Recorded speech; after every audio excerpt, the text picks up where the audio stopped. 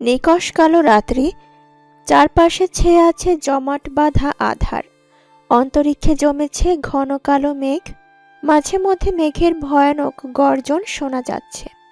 হালকা বিদ্যুৎ চমকানোর আলোয় চারপাশটা মৃদুভাবে আলোকিত হয়ে ওঠে। দূর হতে ভেসে আসে কুকুরের করুণ আর্তনাদ।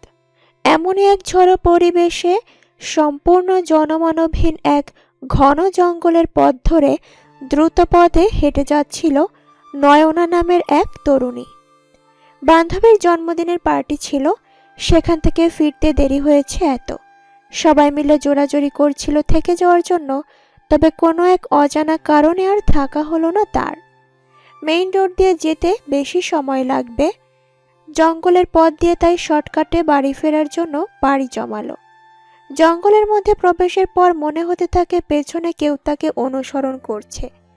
এজন্য সে পায়ের গতি বাড়িয়ে দেয়, তবে অন্য দিনের তুলনায় আজ কেমন যেন একটু লাগছে। এটা তো মাত্র 5 মিনিটের পথ। এভাবে বেশ কিছু সময় যাবার পর হঠাৎই পরিবেশটা কেমন ভারী হয়ে আসে। চারপাশে বাতাস বইতে শুরু করে, ঝোড়ো হাওয়া যেন আছড়ে পড়তে লাগলো নয়নার উপরে। এর পরপরই মনে হয় পেছনের বট গাছটা উপড়ে পড়েছে বাতাসের তাণ্ডবে। তখনই পেছন থেকে কেউ নয়নার নাম ধরে জোরে একবার ডাক দেয়। নয়না সাথে সাথেই পেছনে ঘুরে ফিরে তাকায়, তবে কাউকে দেখতে পায় না। শুধু দেখতে পায় পাশে থাকা বট গাছের মগডালে একটা কৃষ্ণবর্ণের বিড়াল বসে আছে। বিড়ালটি আকারে অস্বাভাবিক বড় এবং লম্বা। এই বিড়ালটিকে স্বাভাবিক বিড়াল বলা যায় না। এক দৃষ্টিতে চেয়ে আছে নয়নার দিকে, চোখটা জ্বলজ্বল করছে, যেন গোটা একটা আগ্নেয়গিরির গোলা। মুখ দিয়ে তার রক্ত ন্যায় লাল তরল জাতীয় কিছু বেয়ে বেয়ে পড়ছে। হিংস্র সরু দাঁত দুটি ইতিমধ্যে বেরিয়ে এসেছে তার। এত রাতে এমন দৃশ্য দেখে ভয়ে নয়নার অন্তরাত্মা কেঁপে ওঠে। শির দ্বারা বেয়ে শীতল স্রোত নেমে যায় তার। কোনো মতে নিজেকে সামলে নিয়ে দৌড়াতে আরম্ভ করে, তবে পথ যে তার শেষই হতে চাইছে না।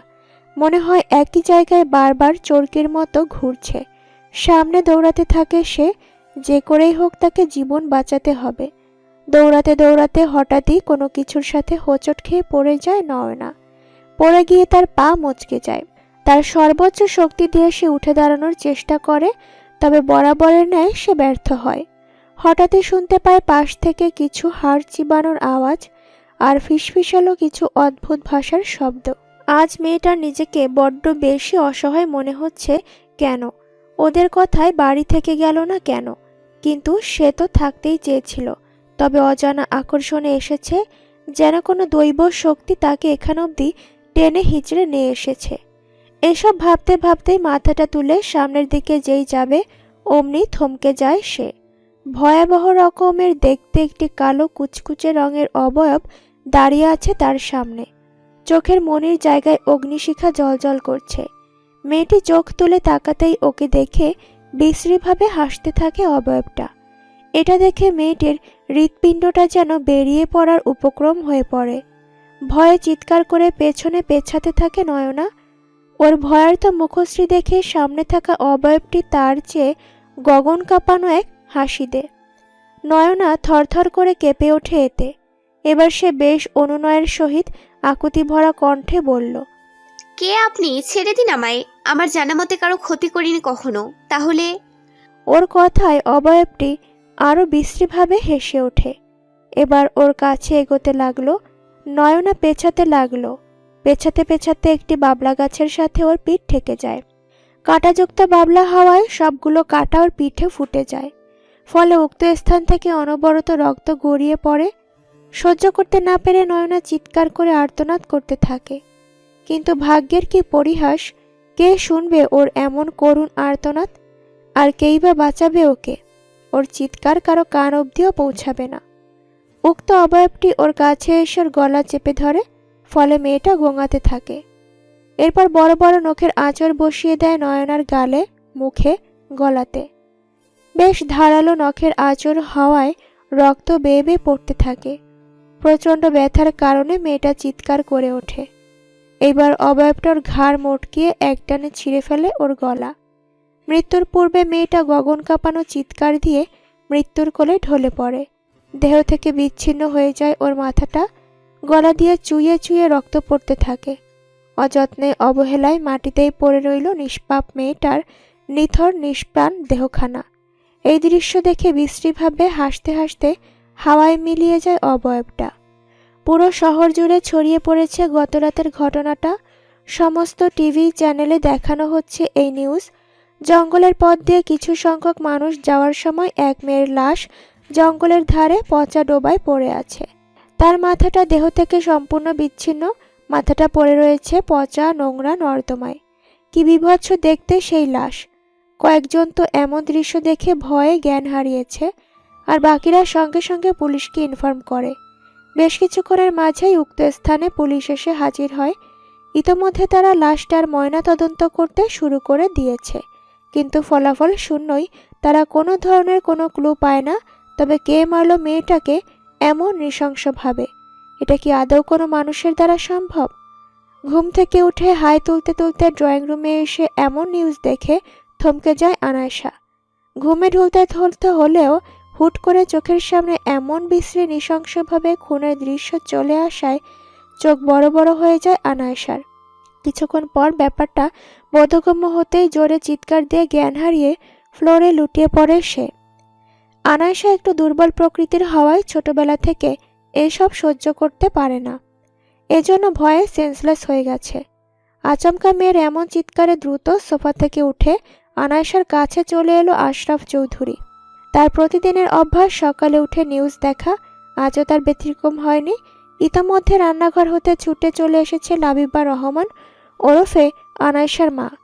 মেয়েকে এভাবে সেন্সলেস হয়ে পড়ে থাকতে দেখে তিনি বিচলিত হয়ে বললেন, কি হয়েছে আমার মেয়ের?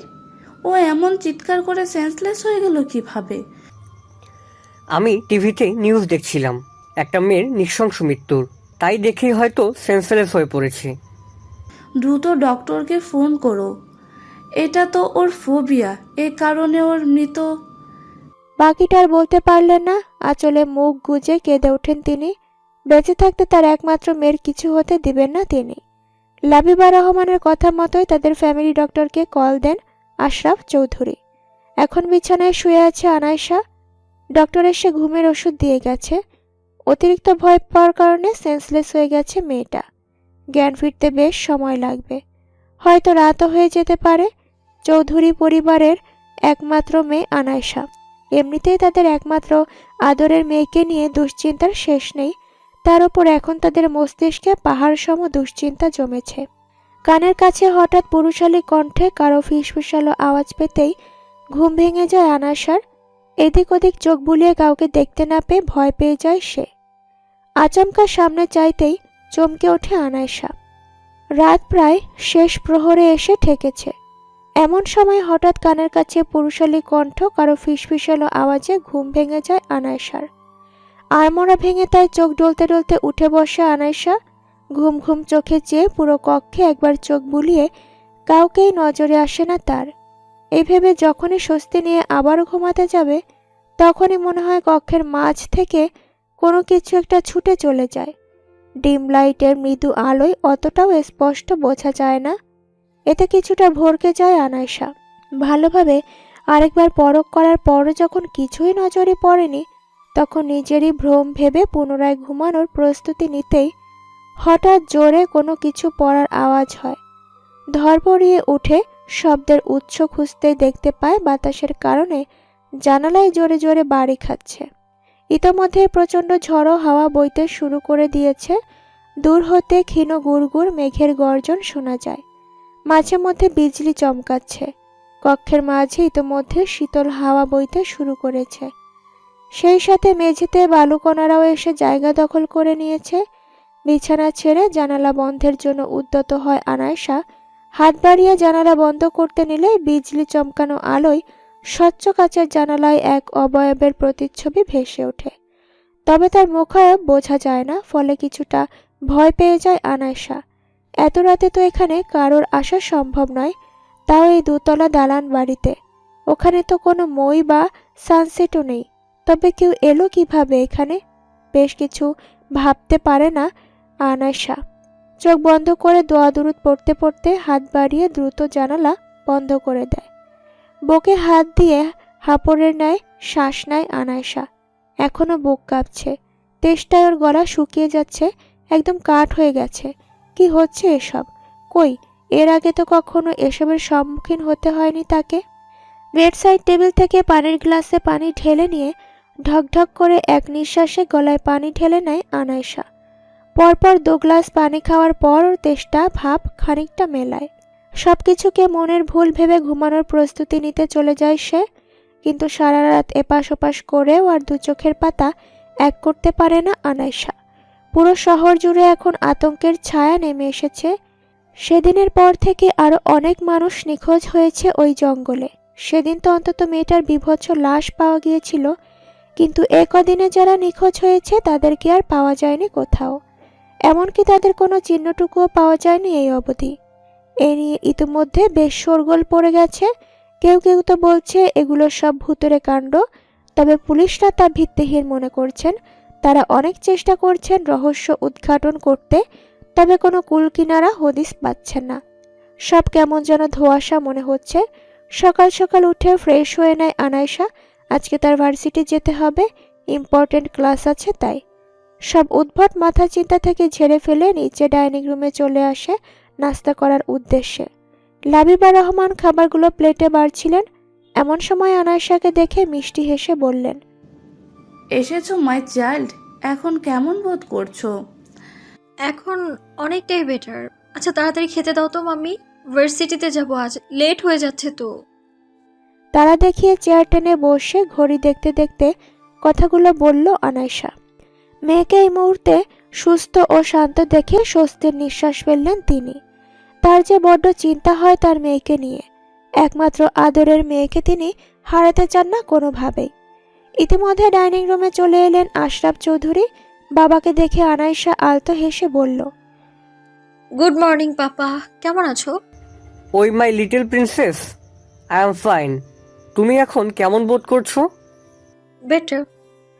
দ্রুত খাওয়া শেষ করে বাবা মাকে বিদায় জানিয়ে প্রাইভেট কারে চড়ে ভার্সিটির উদ্দেশ্যে রওনা দেয় আনায়সা।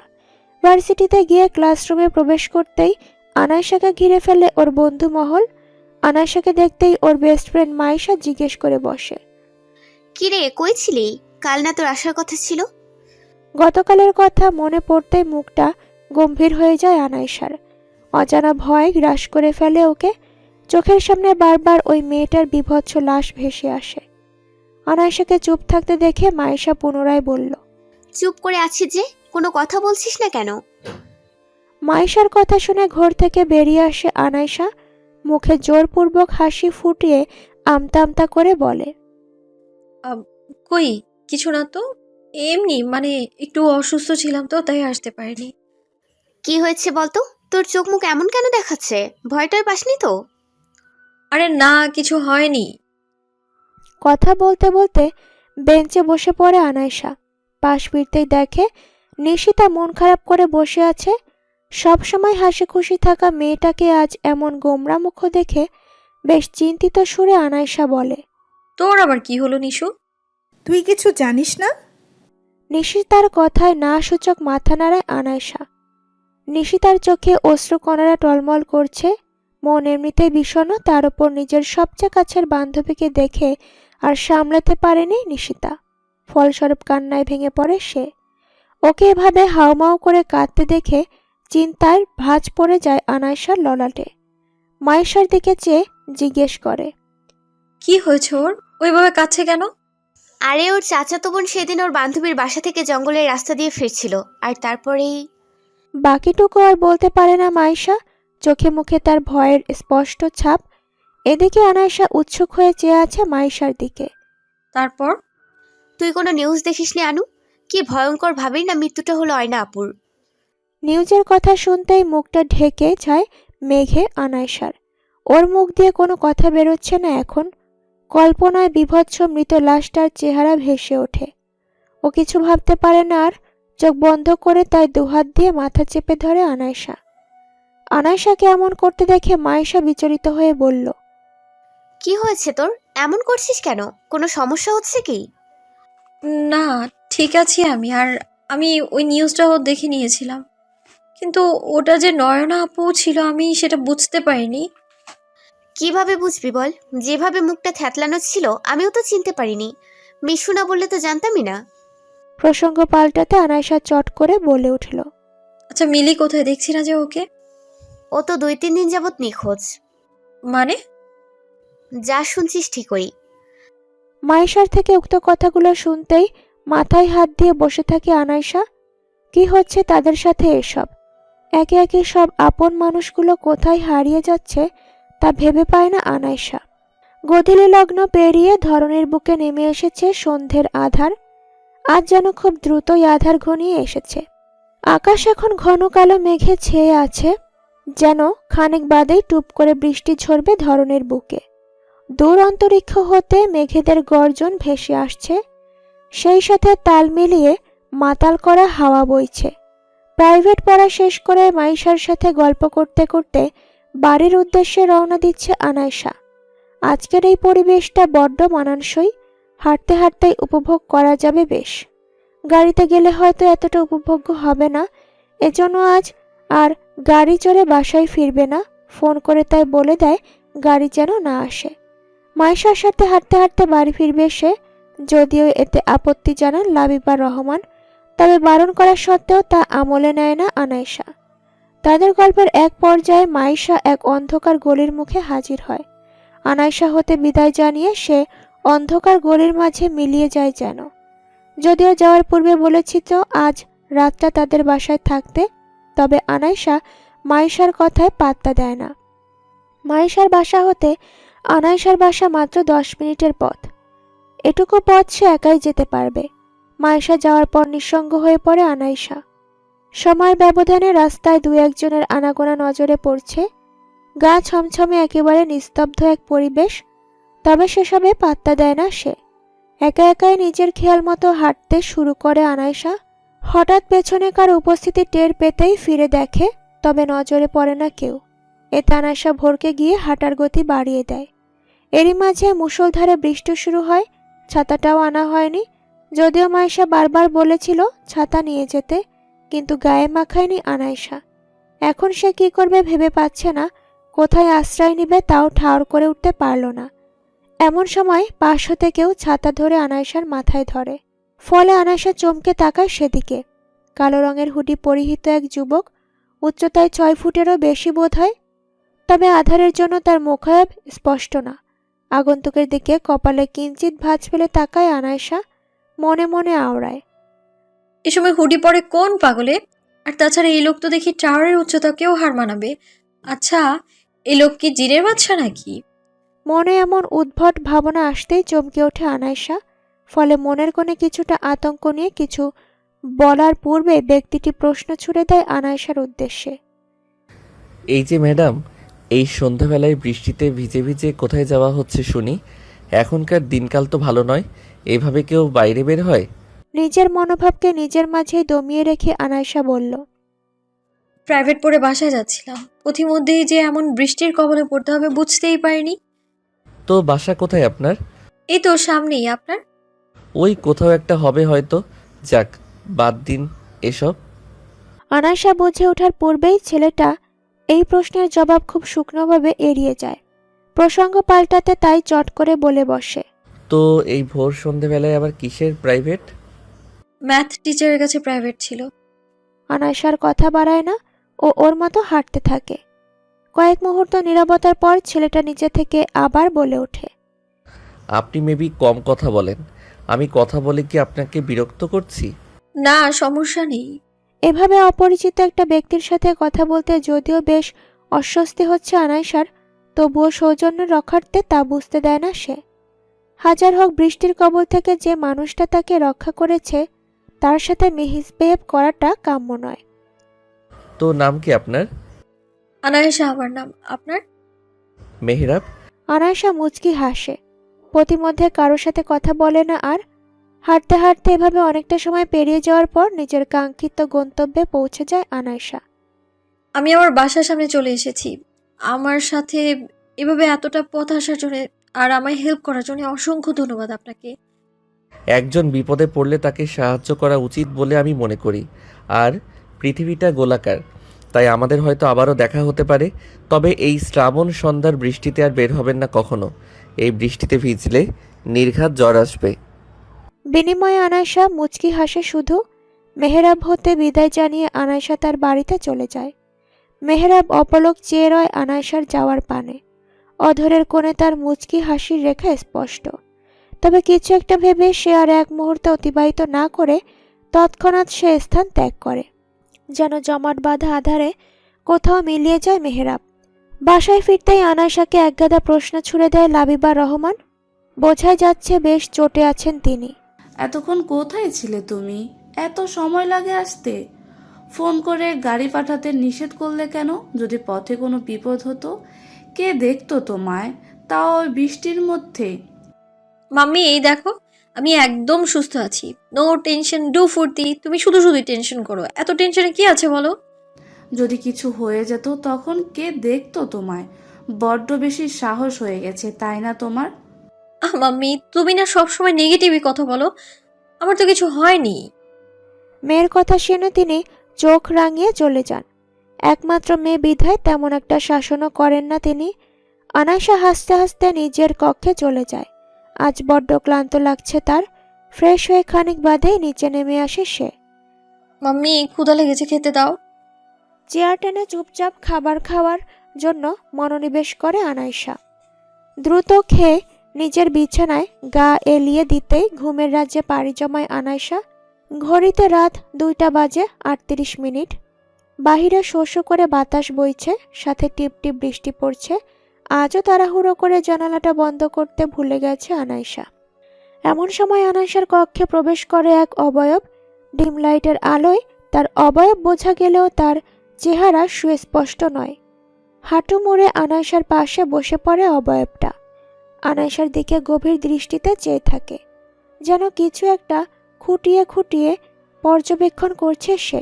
এভাবে বেশ কিছুটা সময় অতিবাহিত হওয়ার পর গালে কারো স্পর্শ অনুভব করতেই ঘুম ভেঙে যায় আনায়শার। ফলে ধরফরিয়ে ওঠে সে। বিছানা ছেড়ে নেমে এদিক ওদিক পরখ করে, তবে কক্ষে কারো উপস্থিতি অনুভব করতে পারলেও আশেপাশে কাউকে দেখতে পায় না আর।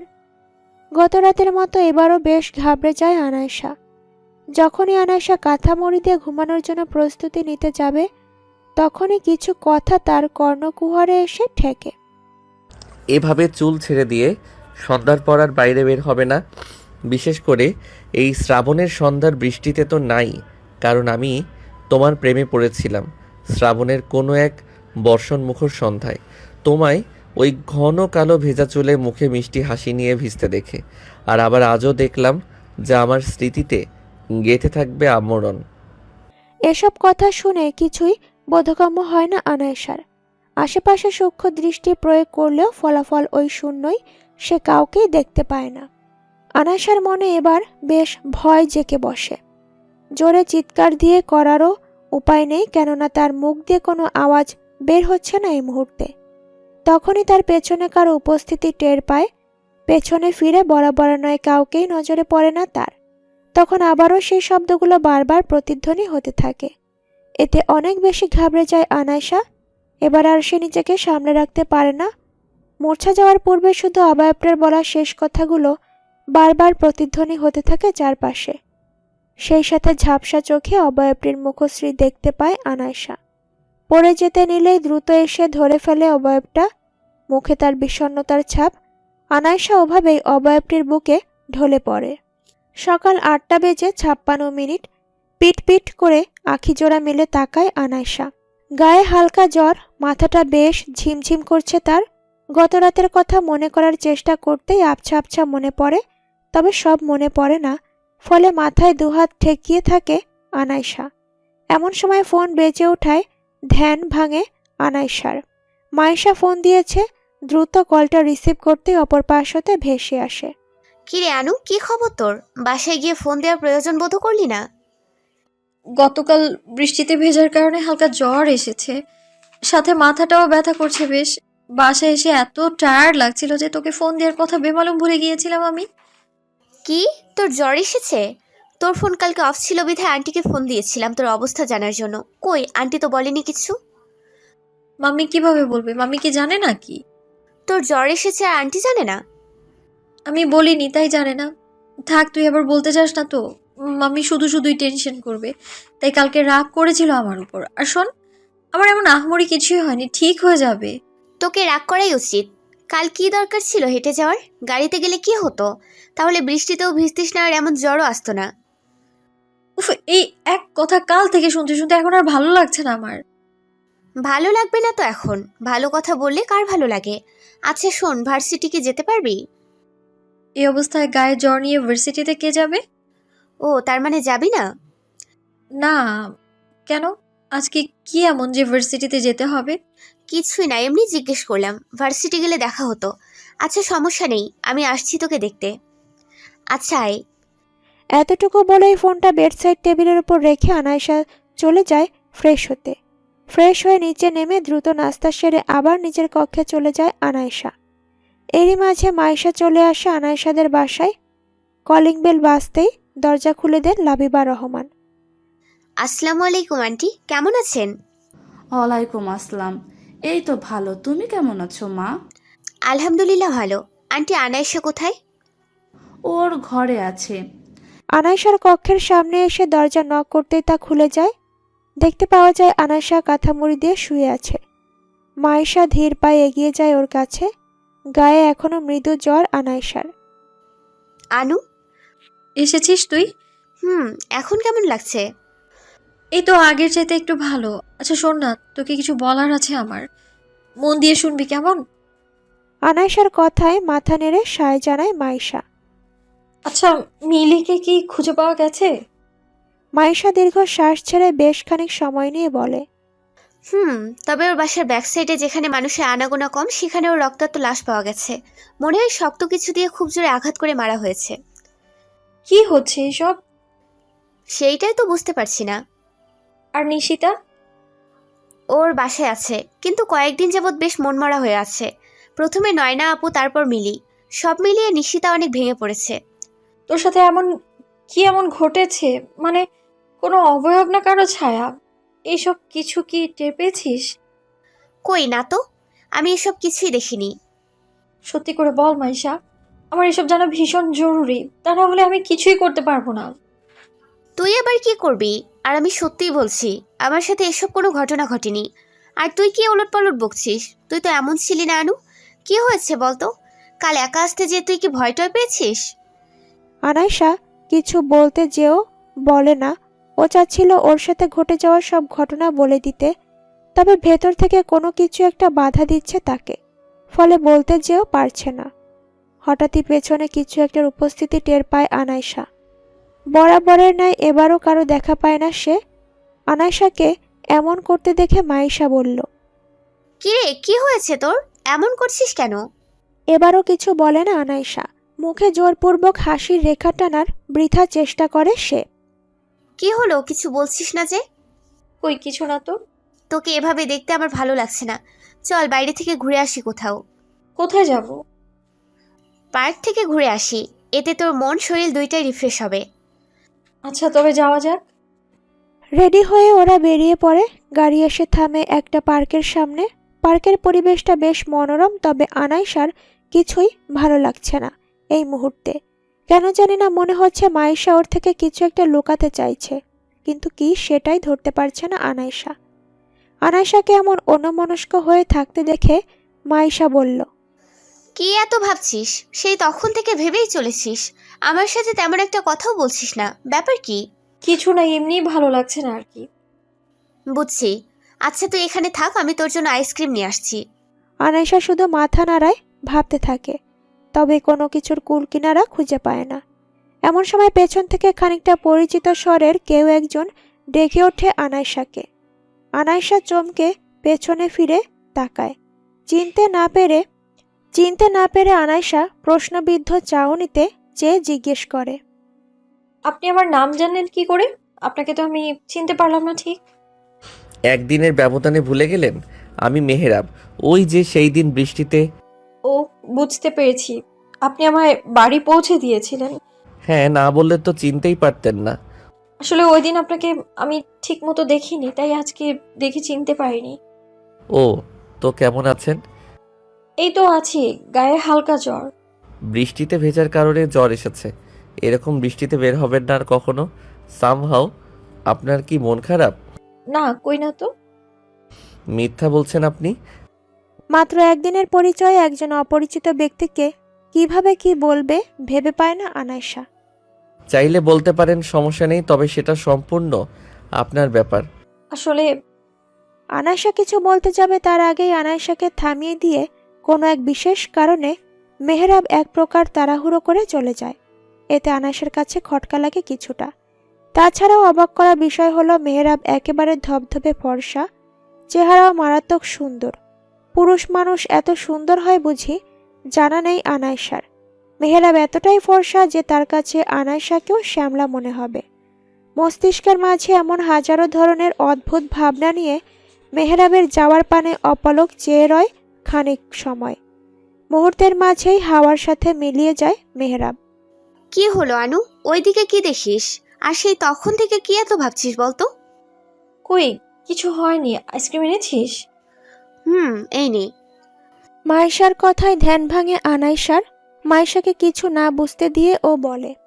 আনাইশা নির্বিকার থাকে, চুপচাপ বসে আইসক্রিম খায় আর কিছু একটা মন দিয়ে ভাবে। মাইশার কাছে আনাইশার এই ব্যবহারটা পছন্দ হয় না।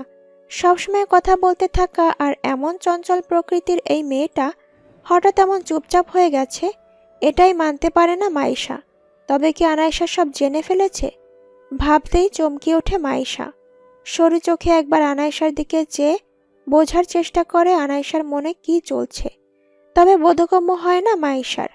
আর এসবই পর্যবেক্ষণ করছিল আনাইশা। কেন জানি না আনাইশার ভীষণভাবে সন্দেহ হয় মাইশাকে।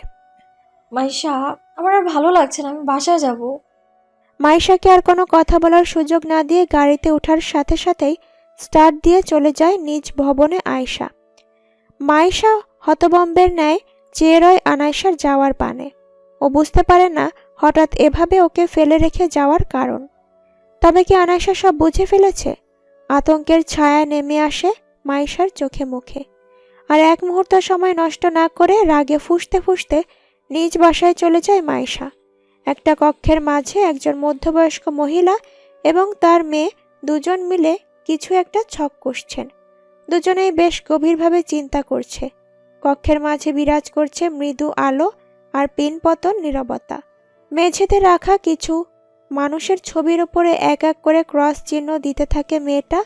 এবার একটা হাস্যোজ্জ্বল চেহারার অল্প বয়সী তরুণীর ছবির উপর ক্রস দিয়েই অট্ট হাসিতে মেতে ওঠে মা মেয়ে দুজন। মা ওকে মারতে পারলেই আমাদের পথের কাটা চিরতরে বিলীন হয়ে যাবে, আর কোনো শত্রু থাকবে না আমাদের। আজ রাতেই শেষ করব ওকে। অনেক হয়েছে, এক মুহূর্তও বাঁচতে দিব না আর। এত তাড়াহুড়ো করিস না, ধীরে সুস্থে ঠান্ডা মাথায় প্ল্যান কর। প্ল্যান সব করা হয়ে গেছে। আজ রাতে ওর জীবনের শেষ রাত হবে। ভেবে বলছিস তো? হ্যাঁ মা, আমি ওকে কষ্ট দিয়ে ধুকে ধুকে মারবো। বাঁচার জন্য আপ্রাণ চেষ্টা করবে, তবে পারবে না, কারণ ওকে যে মরতেই হবে। এতটুকু বলেই দুজনে অট্ট হাসিতে মেতে ওঠে। বাসায় এসেই কারোর সাথে কোনো প্রকার কথায় না জড়িয়ে নিজ কক্ষে চলে যায় আনাইশা। সব কেমন ধোঁয়াশা লাগছে তার কাছে। আজ আনাইশার আচরণটাও ঠিক লাগেনি রাবিবা রহমানের কাছে। তিনি মেয়েকে একটু নজরে নজরে রাখছেন, তবে তেমন কিছু ধরতে পারছেন না। সবশেষে কাউকে ফোন দিয়ে সবটা জানান তিনি। আনাইশা আজ কোনো কিছু না খেয়েই নিজের কক্ষে এসে বিছানায় গা এলিয়ে দেয়। লাবিবা রহমান বারবার ডাকা সত্ত্বেও সে খেতে যায়নি, এমনকি কোনো টু শব্দ অবধি করেনি। ফোনটা হাতে নিয়ে মায়েশাকে ফোন দেয় সে। বেশ কয়েকবার রিং হওয়ার পরও রিসিভ করে না মায়েশা। আনাইশা বুঝতে পারে মায়েশা রাগ করেছে তার উপর। এভাবে বেশ কিছুটা সময় কেটে যাওয়ার পর কল ব্যাক করে মায়েশা। ফোন দিয়েছিস কেন আমায়? কে হই আমি তোর? মাইশু, রাগ করিস না, আমি বেশ চিন্তায় আছি, ভালোও লাগছে না কিছু। এই জন্যই তোকে রেখে চলে এসেছিলাম তখন। মনে থাকবে না তো আমার কথা? আদৌ আমি কি তোর বেস্ট ফ্রেন্ড ছিলাম কখনো? এভাবে বলিস না, আমার খুব খারাপ লাগছে। সিম্প্যাথি গ্রাস করার চেষ্টা করবি না একদম।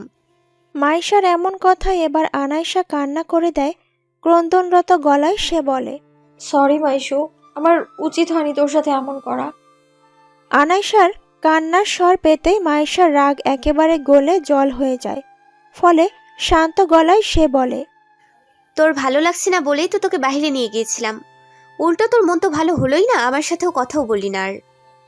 সরি। আরে আমি কি রাগ করেছি নাকি? কান্না করিস না তো। তোর কান্না দেখলে আমারও কান্না পায় ভীষণ। লাভ ইউ বান্ধবী। Love you too. এভাবেই দুই বান্ধবী বেশ কিছুক্ষণ কথা বলে হাসতে হাসতে ফোন কেটে দেয়। মাইশা যেন হাঁপ ছেড়ে বাঁচে এতে। আনাইশাকে নিয়ে বেশ চিন্তিত ছিল মাইশা। বড্ড চিন্তা হয় এই মেয়েটাকে নিয়ে তার। দূর হতে কেউ যেন খুব গভীরভাবে পর্যবেক্ষণ করছে আনাইশার সম্পূর্ণ গতিবিধি, তবে সেটা সম্পূর্ণ আনাইশার দৃষ্টির অগোচরে। আনাইশাকে হাসিমুখী দেখা মাত্রই ব্যক্তিটার অধরের কোণে এক রহস্যময় হাসি ফুটে ওঠে। এভাবে শুয়ে শুয়ে ফোন চালাতে চালাতেই একসময় ঘুমের রাজ্যে তলিয়ে যায় আনাইশা। ঘড়িতে রাত ৩:৩৭। ঘুমের মাঝেই আনাইশা অনুভব করে কেউ যেন তার গলা চেপে ধরেছে। আনাইশা সেই অজানা অদৃশ্য শক্ত হাতের বাঁধন ছোটাবার আপ্রাণ চেষ্টা করে, তবে কোনোভাবেই সেই শক্তির সাথে পেরে ওঠে না ও। চোখ মেলে তাকানোর চেষ্টা করেও ব্যর্থ হয় সে। মনে হয় কেউ যেন খুব শক্ত করে তার চোখ বেঁধে রেখেছে, তাই হাজার চেষ্টা করেও সে চোখ মেলতে পারে না। চিৎকার করতে গেলেও গলা দিয়ে কোনো আওয়াজ বের হয় না তার। বাঁচার জন্য আপ্রাণ চেষ্টা করে, তবে লাভ হয় না কোনো। এভাবে বেশ খানিকটা সময় পার হয়ে যাওয়ার পর ওই শক্তিটির সাথে ধস্তাধস্তি করে এক প্রকার ক্লান্ত এবং দুর্বল হয়ে পড়ে আনাইশা। চোখ দিয়ে তার কয়েক ফোঁটা নোনা জল শুষ্ক কপল বেয়ে বেরিয়ে পড়ে। নিরাশ হয়ে পড়ে সে। মৃত্যুকে আলিঙ্গন করার সময় ঘনিয়ে এসেছে যে তার। এখন শুধু মৃত্যুর প্রহর গোনা। একটু পরেই যে তার তরতাজা প্রাণ পাখিটা উড়ে যাবে ওই দূর অন্তরিক্ষে। এই নিষ্ঠুর পৃথিবীর মায়া ত্যাগ করে চলে যাবে সে বহু দূরে। আর হয়তো কয়েক মুহূর্তই তারপর তার অস্তিত্ব বিলীন হবে। এসব ভেবেই আনাইশার চোখ দিয়ে অঝোর ধারায় জল গড়িয়ে পড়ে। অথচ আনাইশাকে এমন অঝরে কাঁদতে দেখেও নিষ্ঠুর মন গলে না বা বিন্দুমাত্র মায়া হয় না, বরং সে পূর্বের তুলনায় আরও জোরে চেপে ধরে আনাইশার গলা। ফলে এবার চোখ উল্টে আসে তার। ছটফটানির পরিমাণ বাড়তে থাকে। আফসোস, আজ এই নিষ্পাপ মেয়েটাকে যে বাঁচানোর মতো কেউ নেই। কে বাঁচাবে আজ আনাইশাকে এমন মৃত্যুর মুখ থেকে? এভাবে কি তবে চিরতরে বিলীন হয়ে যাবে নিষ্পাপ মেয়েটার অস্তিত্ব? চারপাশ থেকে ভেসে আসছে পবিত্র ফজরের আজানের ধ্বনি। ইতোমধ্যে আনাইশার গলা হতে জোরালো হাতের বাঁধন আলকা হতে শুরু হয়েছে। এরপর আস্তে আস্তে আনাইশা হতে ভারী চাপটাও সরে যায়। পিট পিট করে এবার চোখ মেলে তাকায় আনাইশা। আশেপাশে সবই স্বাভাবিক। এখন আগের মতো গলায় চাপ অনুভূত হচ্ছে না আর। তবে কি এটা দুঃস্বপ্ন ছিল? কিন্তু এটাকে নিছক দুঃস্বপ্ন বলেও উড়িয়ে দিতে পারছে না সে। আনাইশা গলায় হাত দিয়ে জোরে জোরে শ্বাস নিতে থাকে। ধরে প্রাণ ফিরে এলো মেয়েটার।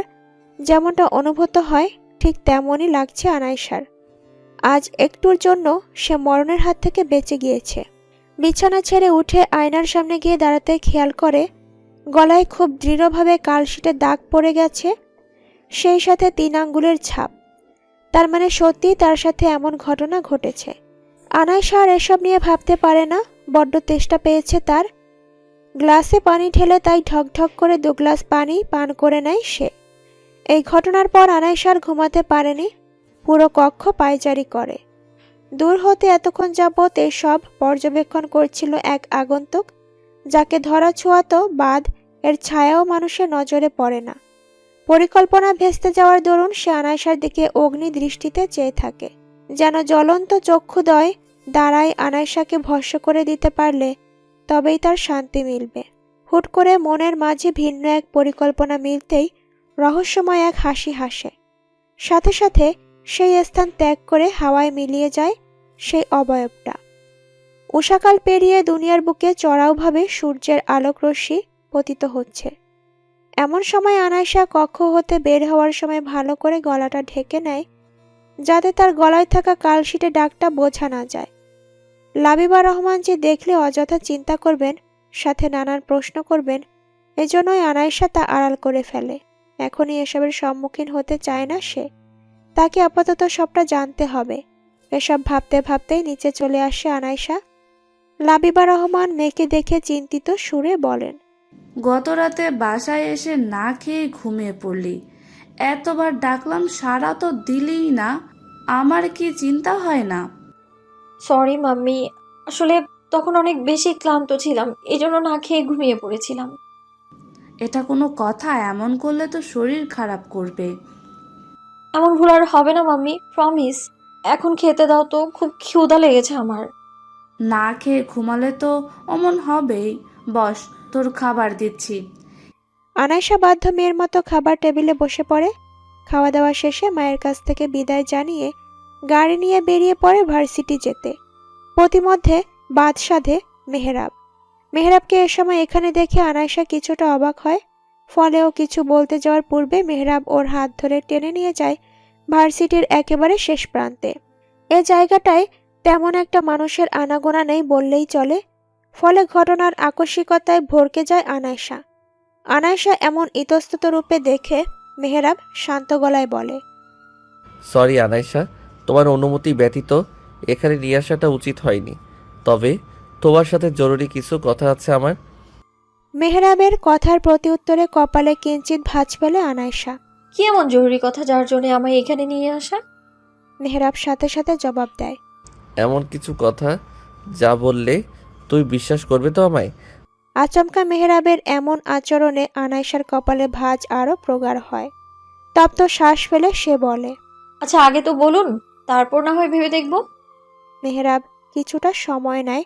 এরপর এদিক ওদিক চেয়ে কণ্ঠ কিছুটা খাদে নামিয়ে নিয়ে বলে, তাহলে শোনো, তুমি তোমার বান্ধবী মাইশার উপর একটু নজর রেখো তো আনাইশা।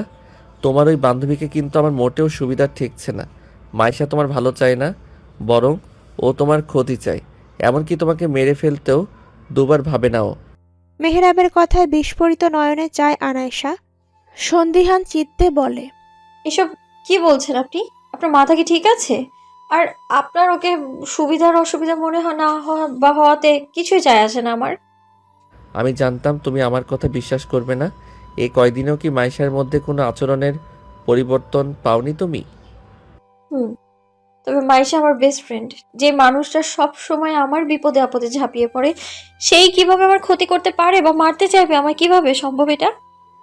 আনাইশা কিছু বলতে চেয়েও থেমে যায়। সত্যি তো মাইশার আচরণে যথেষ্ট পরিবর্তন। আস্তে আস্তে সব মনে করতে থাকে, আসলে মেহরাব হয়তো ভুল কিছু বলেনি, কিন্তু তাই বলে মাইশা কেন মারতে চাইবে ওকে? আনাইশাকে চুপ থাকতে দেখে মেহরাব পুনরায় বলে ওঠে, স্বার্থে আঘাত লাগলে সবাই সব করতে পারে। তুই মানুষ চিনতে ভুল করো। সবাইকেই আপন বানিয়ে নেওয়াটা মোটেও ঠিক নয়। আশ্চর্য, আমি আবার ওর কোন স্বার্থে আঘাত করলাম? আমি তো ওকে কখনোই হার্ট করে কোনো কথা বলিনি। সেটা হয়তো মাইশাই ভালো জানে। আনাইশা সরু চোখে একবার চায় মেহরাবের পানে। মেহরাবকেও কেন যেন সন্দেহভাজন ব্যক্তিদের মাঝে অন্যতম মনে হয় আনাইশার। সন্দেহটাকে তাই মনের মাঝে পুষে না রেখে সে বলে, কিন্তু আপনি এত কিছু কিভাবে জানলেন? না মানে আমাকে আর না মাইশাকে, আপনি তো কাউকেই ঠিক মতো চেনেন না তাহলে? আমি সবাইকেই খুব ভালোভাবে চিনি। মাইশাকে চেনেন কি করে? পার্কে সেদিন দেখা হয়েছিল তোমার সাথে, তখন কিন্তু আপনি আমার সাথে কথা বলার সময় তো মাইশা ছিল না আমার পাশে। আমি আগেই দেখেছিলাম তোমাদের। মাইশা চলে যাওয়ার পরই তোমার সাথে কথা বলতে এসেছিলাম। আচ্ছা বুঝলাম, কিন্তু ওটা যে মাইশা এটা কিভাবে বুঝলেন? অন্য কেউ তো হতে পারে। আরে তুমি তো মাইশা মাইশা করছিলে, আমি দূর থেকে সবই দেখছিলাম। আর তখন আর তখন কি? আচ্ছা বাদ দাও তো এসব, যা বলছিলাম আর কি। ওর থেকে একটু দূরে থেকো আর নিজের খেয়াল রেখো। আমার কিন্তু ওর হাব ভাব মোটেও সুবিধার ঠেকছে না। বাই দ্য ওয়ে, তোমার গলায় কি হয়েছে? হুট করে মেহরাবের এমন কথায় চমকে যায় আনাইশা। ভালোভাবে লক্ষ্য করে দেখে ওর গলা থেকে ওড়নার খানিকটা অংশ সরে গেছে। তড়িঘড়ি তাই পুনরায় ওড়না দিয়ে গলা ঢেকে ফেলে সে। এবার কিছুটা অপ্রস্তুত ভঙ্গিতে আমতা আমতা করে আনাইশা বলে, কই কিছুই হয়নি তো। তুমি কিছু লুকাচ্ছ আনাইশা, সত্যি করে বলো কি হয়েছে, তাহলে আমি তোমায় হেল্প করতে পারবো। তার বলাটা আদৌ ঠিক হবে কি ভেবে পায় না আনাইশা। এভাবে কিছু সময় অতিবাহিত হয়ে যাওয়ার পর আর ৭-৫ না ভেবে আনাইশা শুরু থেকে শেষ পর্যন্ত ওর সাথে ঘটে যাওয়া সব ঘটনা খুলে বলে মেহেরাবকে। সব শুনে মেহেরাব আনাইশাকে কিছুটা আশ্বাস দিয়ে বলে, তার মানে আমি যা ভেবেছি তাই। আমি হেল্প করব তোমায়, তুমি টেনশন করো না। এখন ক্লাসে যাও, দেরি হয়ে যাচ্ছে। আমিও যাই, আমার কাজ আছে। চোখ কান খোলা রেখে সাবধানে থেকো, কেমন?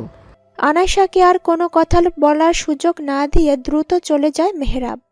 আনাইশা কিছুক্ষণ চেয়ে রয় ওর যাওয়ার পানে। মেহেরাবকে সন্দেহের কাতারে ফেলতে না চাইলেও কেন জানি না সন্দেহ হয় ওর কার্যকলাপের জন্য। আনাইশা যতই ভাবছে ততই যেন আরও গোলকধাঁধায় পড়ে যাচ্ছে। এজন্য আর এখানে খামোখা না দাঁড়িয়ে নিজের শ্রেণীকক্ষের দিকে পা বাড়ায় সে। আনাইশাকে এই মুহূর্তে ক্লাসে দেখেই যেন ভূত দেখার মতো চমকে ওঠে মাইশা, নিশিতা দুজনেই। কিরে আনু, তুই এখানে? আনাইশাকে দেখে পাশ থেকে উক্ত কথাটা বলে ওঠে নিশিতা।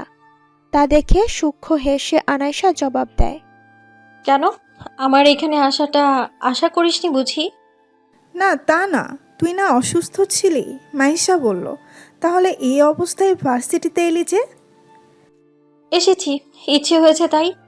ভাবলেশহীনভাবে উক্ত কথাটা বলে মাইশার দিকে চেয়ে একবার সরু চোখে পর্যবেক্ষণ করে নেয় আনাইশা। কিছু সময় অতিবাহিত হওয়ার পর অধরের কোণে বাঁকা হাসির রেশ টেনে বলে, কি হলো মাইশা, চুপচাপ দাঁড়িয়ে আছিস যে? আবার মুখে কোনো কথাও নেই। তুই মেবি এক্সপেক্ট করিসনি যে আমি এখানে আসবো, তাই না? আচমকা এ মুহূর্তে আনাইশা হতে এমন কথা আশা করেনি মাইশা। ফলে কিছুটা ঘাবড়ে যায় সে। স্বাভাবিক এই কথায় সে এই নাতিশীতোষ্ণ পরিবেশেও দরদর করে ঘামতে থাকে, যেন বড় কোনো অপরাধ করে এসে ধরা পড়েছে, তাই এই দশা হয়েছে তার। মাইশার এমন দশা দেখে আনাইশা ফিক করে হেসে ব্যাগ থেকে টিস্যু বের করে হাত বাড়িয়ে মাইশার দিকে এগিয়ে দিতে দিতে বলে, এবার এত ঘামছিস যে মনে হচ্ছে ভূত দেখে ভয় পেয়েছিস। বিশ্বাস কর বান্ধবী, আমি কোনো প্রেতাত্মা নই, আমি সশরীরে একটা জীবন্ত মানুষ। ইতোমধ্যে ঘামে ভিজে একেবারে জুবুথুবু অবস্থা মাইশার। ওকে এমন নার্ভাস হতে দেখে বাঁকা হাসে আনাইশা। তার মানে মেহেরাব যা বলেছিল তা সত্যি, কিন্তু সে এত কিছু জেনেছে কিভাবে এটা ভেবে পায় না আনাইশা। ও আর এ মুহূর্তে এসব নিয়ে ভাবতে চায় না, এসব নিয়ে পরেও ভাবা যাবে। মাইশাকে তাই আরেকটু ভয় পাওয়ানোর জন্য হাসতে হাসতে আনাইশা মাইশাকে উদ্দেশ্য করে বলে, সামান্য কথা তুই এভাবে ঘামছিস যে, কি হয়েছে তোর? Any problem? কিছু সময় নির্বিকার থেকে আমতা আমতা করে মাইশা বলে, কই না তো, আমার কিছুই হয়নি, হঠাৎ করেই গরম লাগছে ভীষণ। মাইশার এমন দশা দেখে আনাইশা আর নিশিতা হেসে ফেলে দুজনে। পাশ দিয়ে নিশিতা বলে ওঠে, ব্যাপারটা বোধগম্য হচ্ছে না আমার ঠিক। তোর মজা করে বলা কথাটা মাইশা এইভাবে সিরিয়াসলি কেন নিল? আর এমন নার্ভাসই বা কেন হয়ে গেল? সেটা তো মাইশাই ভালো বলতে পারবে। আরও এক দফা বাঁকা হেসে উক্ত কথাটা বলে আনাইশা। এদিকে গলা শুকিয়ে যাওয়ায় পানি খাচ্ছিল মাইশা। এমন সময় আনাইশার কথা শুনে বিষম খায় সে। ফলে কাশতে কাশতে বেহাল দশা হয় তার। ইতোমধ্যে তার চোখ মুখ লালও হয়ে গেছে। অবস্থা বেগতিক দেখে তাই তড়িঘড়ি করে শ্রেণীকক্ষ হতে বের হয়ে যায় সে। বাইরে বেরিয়ে সে বুকে হাত দিয়ে হাঁপড়ের ন্যায় শ্বাস টেনে নেয় মাইশা। ও যা সন্দেহ করেছে তবে কি তাই? আনাইশা কি সব জেনে ফেলেছে? মাইশাও হাল ছাড়ার পাত্রী নয়। সে এবারে মনে মনে নতুন জল্পনা কল্পনার উদ্ভব ঘটায়। মাইশা শ্রেণীকক্ষ ছেড়ে বের হতেই নিশিতা বলে ওঠে, আজ কি হলো মাইশার? আর হঠাৎ এমন আচরণের কারণ? নিশিতার কথায় পূর্ণ দৃষ্টিতে ফিরে চায় আনাইশা। এরপর বরাবরের ন্যায় এবারও মুখে হাসির ভাব টেনে বলে, বারে, তুই মাইশার ফ্রেন্ড, তুই জানিস না নিশু? এটা কেমন কথা? কেন, তুই বুঝি আমাদের ফ্রেন্ড না? নাকি আমাদের ফ্রেন্ড মনেই করিস না? আমি মনে করলেও তোরা মনে করিস না আমায়। এমন বলার মানে কি? তোর আর মাইশার সাথে কি কোনো ঝামেলা হয়েছে? আরে না, জাস্ট ফান ফর ফান। আর তাতেই এমন সিরিয়াসলি বললে না জানি কি হতো। বলেই হেসে ফেলে আনাইশা। পরক্ষণেই আবার সিরিয়াস ভঙ্গিতে সে বলে, আচ্ছা নিশু, তুই নাকি অনেক বেশি আপসেট নয়ন আপু আর মিলির মৃত্যু শোকে। কই, তোকে তো আপসেট দেখাচ্ছে না, বেশ হাসি খুশি তো আছিস দেখছি আমি। আনাইশার কথায় হতবাক হয়ে যায় নিশিতা, ফলে কিছুটা অবাকের সহিত বলে, নয়না আপু মারা গেছে এটা জানি, আর মিলি তো নিখোঁজ ছিল। তাহলে মিলি মারা গেল কবে? কই, আমি তো এই ব্যাপারে কিছু জানি না। কেন, তুই নাকি ওদের মৃত্যুর কথা শুনে আদমরা হয়ে গিয়েছিলি? কই না তো, আমি তো এসবের কিছু জানি না। কে বলেছে তোকে এইসব? মাইশা, গত এক সপ্তাহ যাবৎ ইউনিভার্সিটিতে না আসায় মাইশার কাছে তোর কথা জানতে চাইলে আমাকে তো ও এইসবই বলেছে। কি মাইশা বলেছে? আমার তোর সাথে কথাই হয়নি। আজই দেখা হলো আর আজই কথা হলো। আমার আম্মু অসুস্থ ছিল বিধায় আমি ভার্সিটি আসতে পারিনি। আনাইশার কথায় অবাকের ওপর অবাক হয় নিশিতা, সেই সাথে নিজে প্রশ্ন করে নিজেই তাজ্জব বনে যায় আনাইশা। আসলে হচ্ছেটা কি এসব? পিনপত নীরবতার পর নীরবতা ভেঙে আনাইশা বলে ওঠে, তার মানে মাইশা আমায় মিথ্যে বলেছে? আনাইশার কথায় তাল মিলিয়ে নিশিতা বলে, আমার প্রথম থেকেই এই মাইশাকে সন্দেহ হয়। কেন সন্দেহ হয় ওকে তোর? আজ পর্যন্ত ওর সাথে যত গভীরভাবেই আমরা মিশি না কেন, আমাদের কি একবারের জন্য ওর বাসায় নিয়ে গেছে কখনো? বা ওর ফ্যামিলি সম্পর্কে কিছু বলেছে? আর না ওর পার্সোনাল লাইফ নিয়ে কিছু বলেছে? আমরা তো ওর ব্যাপারে আজ পর্যন্ত তেমন কিছুই জানতে পারিনি। আমরা যতবারই ওর সম্পর্কে জানতে চেয়েছি, কোনো না কোনোভাবে ও এড়িয়ে গেছে। বাসায় যেতে চাইলে কোনো না কোনো বাহানা দিয়েছে। ঠিক, কিন্তু প্রাইভেট শেষে কি মনে করে মাইশার সাথে হাঁটতে হাঁটতে যাচ্ছিলাম একদিন, তো ওর বাসার গলির মুখে আসতে ও বলে ওর সাথে ওর বাসায় যেতে। আমিও না গিয়ে আমার বাসায় চলে আসি সেদিন। গিয়ে দেখতিস ওর বাসায়? অত রাতে কেন একজন মানুষের বাসায় যাব? তাতে করে যতই ফ্রেন্ড হোক না কেন, আর বাসা থেকে আমার বাসায় যেতে মাত্র 10 মিনিট সময় লাগে। তাহলে তোর বাসা তুই চিনিস? সেভাবে ঠিক চিনি না আমি, কেননা এই পর্যন্ত আমি ওর বাসার গলির মুখ অব্দি গিয়েছি, ভেতরে কখনো যাওয়া হয়ে ওঠেনি আর।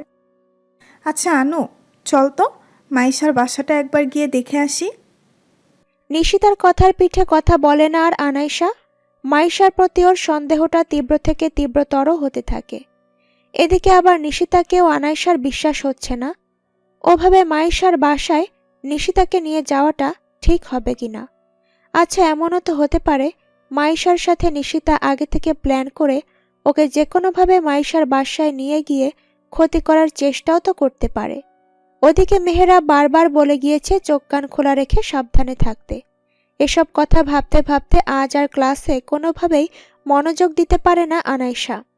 ভার্সিটি শেষে নিশিতা মাইশাকে উদ্দেশ্য করে বলে, আজকে আমরা তোর বাসায় যাব। হুট করে নিশিতা হতে এমন বায়না শোনার সাথে সাথেই তা নাকচ করে দেয় মাইশা। প্রসঙ্গ এড়াতে তাই বলে, আজ নয়, পরে কোনো একদিন আসিস না হয়। না, আজই যাব তোর বাসায়। ওই অন্য কোনো একদিন আর জীবনেও আসবে না। আনু, তুই কি বলিস? না রে, আজ যাব না মাইশাদের বাসায়, আমার ভালো লাগছে না, বাসায় যাব আমি। আনাইশা হতে না বোধক জবাব পেয়ে মাইশাও তাতে সায় দিয়ে বলে, হ্যাঁ নিশু, আনু তো ঠিকই বলছে, আজ না পরে যাস। না, আমি আজই যাব। কোনো কথাই কাজ হবে না। আনু, তোকে যেতেই হবে। না, ভালো লাগছে না আমার, অন্য একদিন যাব। নিশিতা তো নাছোড় বান্দা, ও কারোর কথাই শুনবে না। বাধ্য হয়ে তাই মাইশা রাজি হয়, তবে আনাইশা যেতে নারাজ। তাও নিশিতা হাত ধরে টেনে নিয়ে যেতে থাকে ওকে। বেশ অনেক বছর পূর্বের এক পুরনো বাড়ির সামনে দাঁড়িয়ে আছে আনাইশা, মাইশা আর নিশিতা। বাড়ির এক কোণ প্রায় ভেঙে পড়ার মতো অবস্থা। দেখলে মনে হবে না এ বাড়িতে কেউ থাকে। এতদিন গলির সামনে থেকেই বিদায় জানিয়েছে বান্ধবীকে, তবে কখনো এ গলিতে প্রবেশ করা হয়নি আনাইশার। ফলে প্রথম দেখায় সে কিছুটা ভয় পেয়ে যায়। আগে হলে তো যেতই না, আর এখন তো মোটেও যাবে না মাইশার বাসায়। বাসার ভেতরে প্রথমে মাইশা প্রবেশ করে, তারপর নিশিতা আনাইশার হাত ধরে নিয়ে যেতে গেলেই বাঁধ সাধে আনাইশা। আমি যাব না, আমার এই মুহূর্তে এখন বাসায় যেতে হবে। চল না আমার সাথে, কিছুই হবে না। শুধু শুধু ভয় পাচ্ছিস তুই। এত কিছুর পরেও নিশিতার এত বেশি আগ্রহ দেখে সন্দেহের মাত্রা আরও প্রগাঢ় হয় আনাইশার। ফলে এক ঝটকায় নিজের হাত ছাড়িয়ে নেয় নিশিতার হাতের বাঁধন হতে।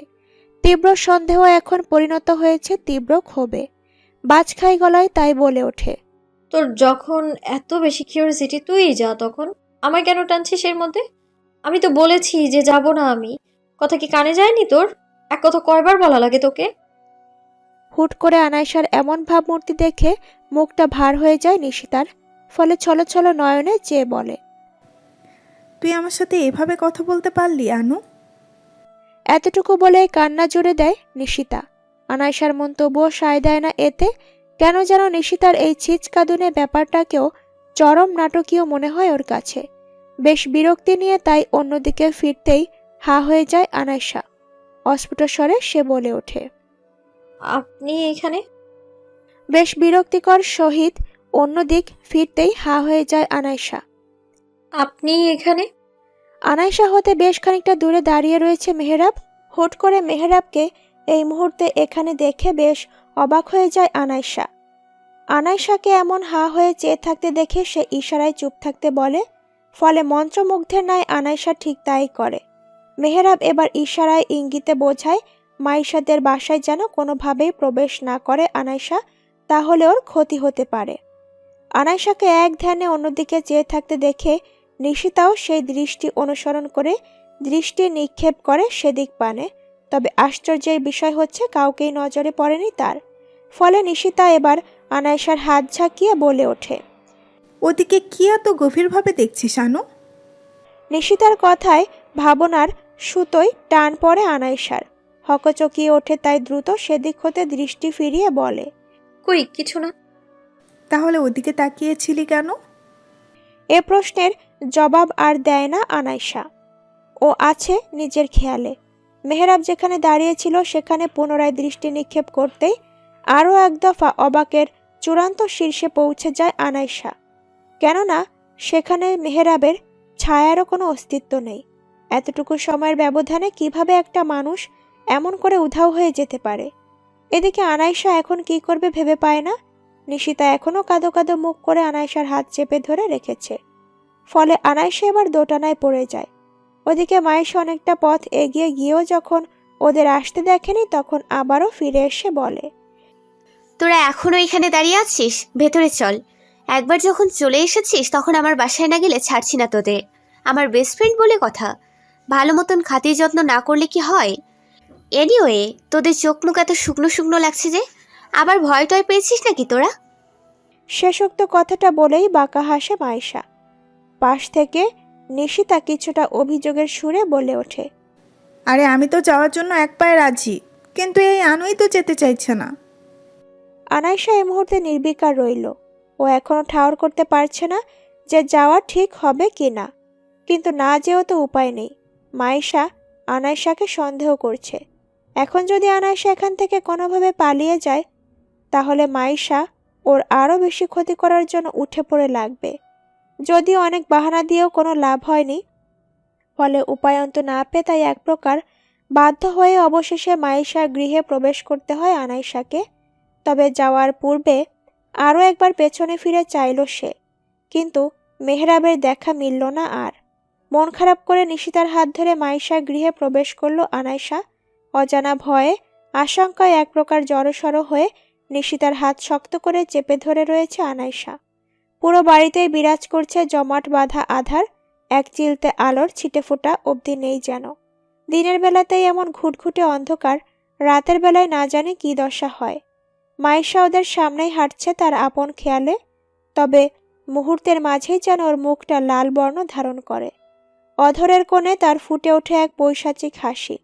বাসার ঠিক মাঝ বরাবর প্রবেশ করতে থাকা মৃদু আলো আবছা আবছা দেখা যায় চারপাশ।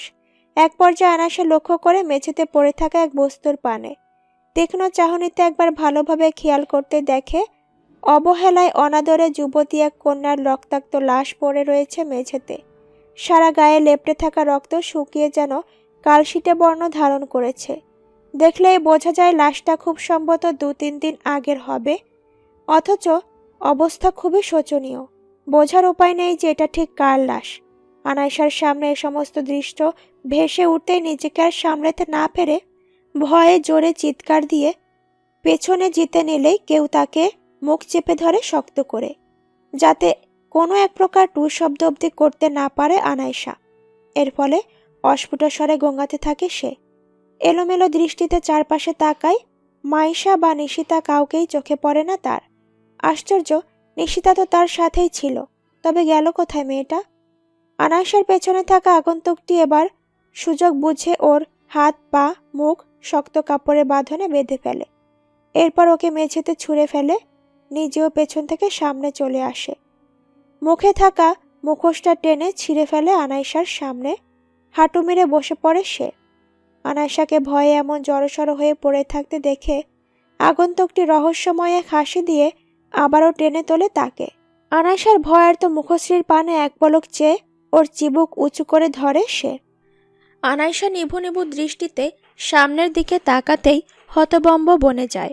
অনেকটা বিস্ময় নিয়ে চেয়ে থাকে সে সামনে থাকা আগন্তুকটির পানে।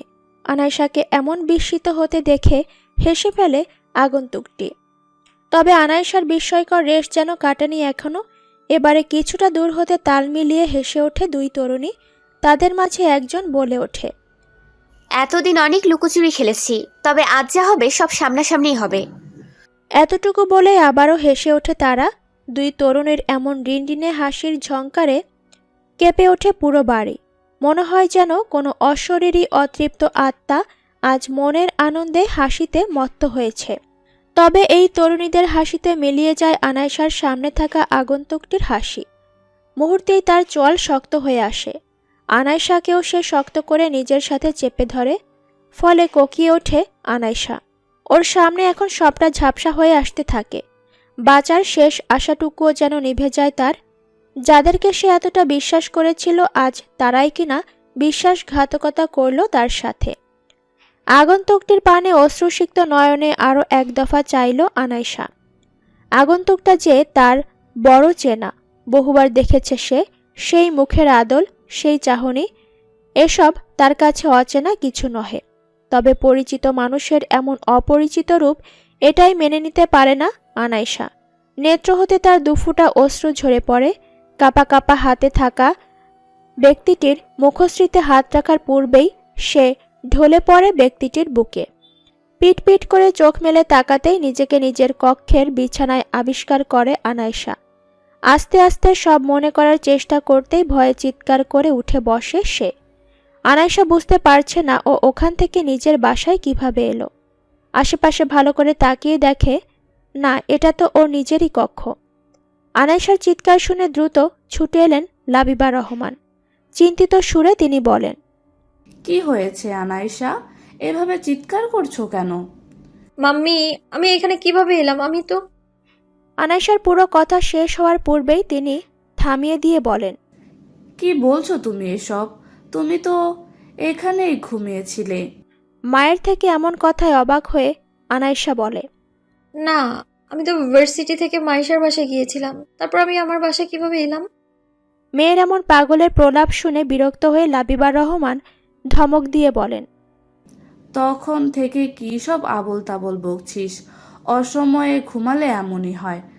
আর আজ তো তুই ভার্সিটিতে যাসনি, সারাদিন তো পড়ে পড়ে ঘুমিয়েছিস, তোর ভালো লাগেনি, তাই বিধায় আমিও আর জোরাজোরি করে বাইরে পাঠাইনি তোকে। মায়ের থেকে এমন কথা শুনে অবাকের চরম পর্যায়ে চলে যায় আনাইশা। তার সাথে আসলে হচ্ছেটা কি? আনাইশা এবার থমথমে গলায় জিজ্ঞেস করে, তাহলে আমি যে ভার্সিটিতে গিয়েছিলাম এসবই কি মিথ্যে? ঘুমিয়ে ঘুমিয়ে স্বপ্ন দেখছো তুমি। কথা না বাড়িয়ে নাও, ফ্রেশ হয়ে নিচে এসে খাবার দিচ্ছি। এতটুকু বলেই চলে যান লাবিবা রহমান। তবে বিশ্বাস হয় না ওর মায়ের কথা। স্বপ্ন কিভাবে এতটা জীবন্ত হতে পারে ভেবে পায় না আনাইশা। ওর কেন যেন মনে হচ্ছে লাবিবা রহমান যা বলছে সব মিথ্যে। হঠাৎ নিজের গলার কাছে হাত যেতেই মনে পড়ে যায় গলায় দাগের কথা। ফলে দ্রুত উঠে আয়নার সামনে গিয়ে দাঁড়ায় আনাইশা। তবে গলায় কোনো দাগের চিহ্নটুকু পায় না সে। তার মানে সবই কি আনাইশার স্বপ্ন ছিল? বাস্তবে এমন কিছুই ঘটেনি। তবে আনাইশা এসব ভাবতে ভাবতেই ফ্রেশ হয়ে একরাশ মন খারাপ নিয়ে নিচে নেমে এলো। ড্রয়িং রুমে আশরাফ চৌধুরীকে বসে থাকতে দেখে নিমেষেই আনাইশার খারাপ লাগা সব উবে যায়। এক প্রকার নাচতে নাচতেই তার বাবার কাছে এগিয়ে যায় আনাইশা। কিন্তু তার পাশেও যে কেউ বসে আছে এটা খেয়াল করেনি সে। বেশ উচ্ছ্বাসের সহিত আনাইশা তার বাবার উদ্দেশ্যে বলে ওঠে, পাপা তুমি এসেছো? জানো তোমায় এই কয়দিন আমি কত মিস করেছি।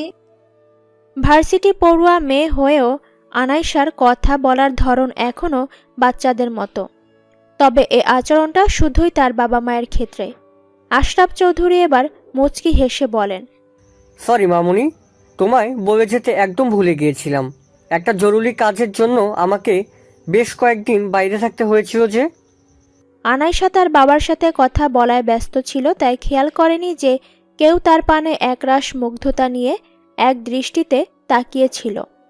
আনাইশার সাথে কথা বলা শেষে আশরাফ চৌধুরী সামনে থাকা ব্যক্তিটির উদ্দেশ্যে বলে ওঠেন, মেহরাব, এ হচ্ছে আমার মেয়ে আনায়েশা। বাবার কথায় মেহরাবকে আনাইশার নজরে পড়তেই ওর চোখে মুখে গাম্ভীর্যের ভাব চলে আসে। তবে এই ছেলেটাকে তার বাবা চিনল কিভাবে? আনাইশাকে একভাবে মেহরাবের দিকে চেয়ে থাকতে দেখে আশরাফ চৌধুরী বলেন, আনায়েশা, তুমি কি মেহরাবকে চেনো? আশরাফ চৌধুরীর কথার ভাবনায় সুতো ছিঁড়ে আনাইশার। কিছু দম নিয়ে তাই সম্মতি জানায় সে। আর মেহরাব, তুমি তো আনায়েশাকে চেনোই। আশরাফ চৌধুরী কথায় মেহরাবও মাথা নাড়ে। যাক, তবে ভালোই হলো। আচ্ছা আমি যাই, দেখি লাবিবা কি করছে। তোমরা কথা বলো তাহলে। আশরাফ চৌধুরী চলে যেতেই আনাইশা মেহরাবের উদ্দেশ্যে প্রশ্ন ছুড়ে দেয়, আপনি এখানে? আমার মারতে না পেরে বুঝি এখানে এসে হাজির হয়েছেন? আচ্ছা, আর কত ভালো মানুষই মুখোশ পরে থাকবেন বলুন তো? আচমকা আনাইশার এমন ধরনের কথায় চকিত তাকায় মেহরাব। কি সমস্ত কথাবার্তা বলছে মেয়েটা? পাগল হয়ে গেছে নাকি সে? মেহরাব তাই হতবম্ব হয়ে বলে, আনাইশা, তোমার কি শরীর খারাপ নাকি পেট খারাপ? স্ট্রেঞ্জ, আমি কেন তোমায় মারতে চাইবো? আর ভালো মানুষের মুখোশ মানে? আমি না সত্যি তোমার কথার অর্থ বুঝতে পারছি না। আনাইশা কিছু বলতে যাবে তার পূর্বে লাবিবা রহমান এসে বলে ওঠেন, ওর কথায় কিছু মনে করো না, কেবলমাত্র ঘুম থেকে উঠেছে তো, তাই সম্ভবত ভুলভাল বকছে হয়তো। মায়ের কথায় আরও কিছু বলতে যাবে তার পূর্বেই লাবিবা রহমান থামিয়ে দিয়ে আদেশ করে বলেন, আনাইশা, যাও রেডি হয়ে এসো। কিন্তু কেন? অসময়ে কেন রেডি হতে যাব আমি? ও মা, তুমি কি কিচ্ছু জানো না? আনাইশা, মামের কথোপকথনের মাঝেই উক্ত কথাটা দুষ্টু হাসি বলে ওঠে মেহরাব। তবে আনাইশার মেহরাবের কথা বা ওর এমন হাসির অর্থ বোধগম্য হয় না। এমন সময় আশরাফ চৌধুরী এমন একটা কথা বলে ওঠেন যা শুনে মাথায় আকাশ ভেঙে পড়বার উপক্রম হয়ে ওঠে আনাইশার। ও নিজের কানকেও বিশ্বাস করতে পারছে না এখনো। আনাইশার এমন হতবম্বের মতো চেহারা দেখে সবাই জোরে হেসে ওঠে। আর এদিকে আনাইশার যায় যায় অবস্থা। বারবার ওর কানে বাজতে থাকে আশরাফ চৌধুরীর বলা শেষোক্ত কথাটা। নিজের কক্ষের বিছানায় নির্বিকার চিত্তে ঠায় বসে রয়েছে আনাইশা। পরনে তার হালকা সুতির শাড়ি, মুখে বিরাজ করছে আধার। চোখের কার্নিশে এখনো অশ্রুকণা চিকচিক করছে। খানিক আগেই আনাইশা এবং মেহরাব পবিত্র বন্ধনে আবদ্ধ হয়েছে। আনাইশার কাছে সবকিছু যেন স্বপ্নের মতো মনে হয়।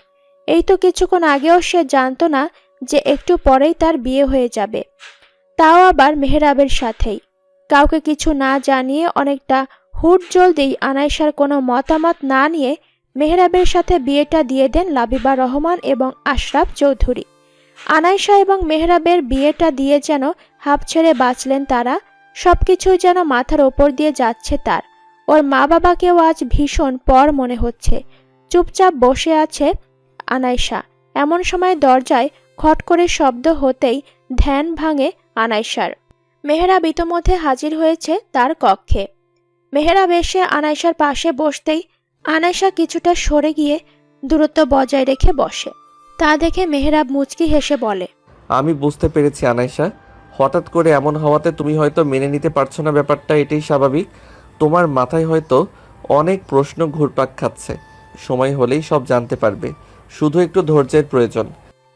মেহরাবের এই কথায় যেন আগুনে ঘি ঢালার ন্যায় কাজ করে। ফুঁসে ওঠে আনাইশা, বাজখাই গলায় বলে ওঠে, ছলচাতুরি করে আমার মা বাবার মন গলিয়ে আপনি আমার বিয়ে করেছেন, তাই না? বিষয়টা যে আনাইশার মনের বিরূপ প্রতিক্রিয়া সৃষ্টি করেছে তা বুঝতে অসুবিধা হয় না মেহরাবের। তাই সে পূর্বের ন্যায় শান্ত মেজাজে বলে, আনাইশা, তুমি ভুল বুঝছো আমায়। আমি কিছু করিনি। তোমার মা বাবা আগে থেকে আমাদের বিয়ে ঠিক করে রেখেছিলেন। আনাইশা সেই পূর্বের ন্যায় দ্বিগুণ তেজে বলে, মিথ্যা, সব মিথ্যা। আপনি মিথ্যে বলছেন। আপনার একটা কথাও আমি বিশ্বাস করি না। আনাইশাকে বোঝানো সত্ত্বেও ওর তেড়াভাবে কথা বলায় রাগ হয় মেহরাবের। মুষ্টিবদ্ধ হয়ে আসে হাত। তখন তীক্ষ্ণ স্বরে বলে, আনাইশা, জাস্ট স্টপ। আমায় ভুল বুঝো না। আমি যা করছি তা তোমার ভালোর জন্যই করছি। যদিও তোমার মানা বা না মানাতে আমার কিছু না হলেও তোমার জন্য তা কাল হয়ে দাঁড়াবে। অ্যানিওয়েজ, স্বামী হিসেবে নিশ্চয়ই আমি চাইবো না আমার বউয়ের কোনো বিপদ হোক। সো এখন থেকে আমার কথা মতোই চলবে, কেমন? আনাইশা তবুও কটাক্ষ করে বলে, আপনার মতো এত বড় বিপদ আমার সামনে থাকতে আর কি বিপদ হওয়ার আছে আমার? আকস্মিক আনাইশার এমন কথার আছে মেহরাবের বোধগম্য হয় না এর কারণ। নীরবতা ছেড়ে আনাইশা পুনরায় বলে, আপনি সেই ব্যক্তি যে আমায় মারতে চেয়েছিলেন। আপনি আমায় ভয় দেখিয়েছিলেন। সত্যি করে বলুন তো কে আপনি? আপনার চেহারার আদল আমার পূর্ব পরিচিত। মেহরাব শীতল দৃষ্টি নিক্ষেপ করে খানিক সময় অবধি আনাইশার দিকে চেয়ে থাকে। মুখে রাটিও কাটেনি তার। মেহরাব কিছুক্ষণ বাদে থমথমে আওয়াজে বলে, মানুষ কতটা অকৃতজ্ঞ হলে এভাবে বলতে পারে, do you know I love you more than me? কি করিনি আমি তোমার জন্য? মেহরাবের কথায় তাচ্ছিল্য হেসে আনাইশা বলে, কি করেছেন আমার জন্য? বরং আপনি আমায় মেরে ফেলতে চেয়েছিলেন। পরপর আনাইশা হতে এমন কটাক্ষের বাণী শুনে জ্বলে ওঠে মেহরাব। বাজখাই গলায় তাই বলে ওঠে, সেদিন বৃষ্টির রাতে কে বাঁচিয়েছিল তোমায়? আমি তো, নাকি অন্য কেউ? তো আর না নিশ্চয়ই। আমি ওই দিন না থাকলে তোমার বেঁচে বাসায় ফেরা হতো না। ওই দিনই হতো তোমার শেষ দিন। আর একটা কথা নাই বা বলি, তারপর মাইশাদের বাসায় তোমায় যেতে বারণ করেছিলাম, তবুও ওদের বাসায় গিয়েছো তুমি। আমি তোমার পিছু পিছু না গেলে হয়তো ওখান থেকে তোমায় ফিরিয়ে আনতে পারতাম না। আর না, আজকে তুমি বেঁচে থাকতে। এখন বলছো আমি তোমার জন্য কিছু করিনি, আমি তোমায় মারতে চেয়েছি।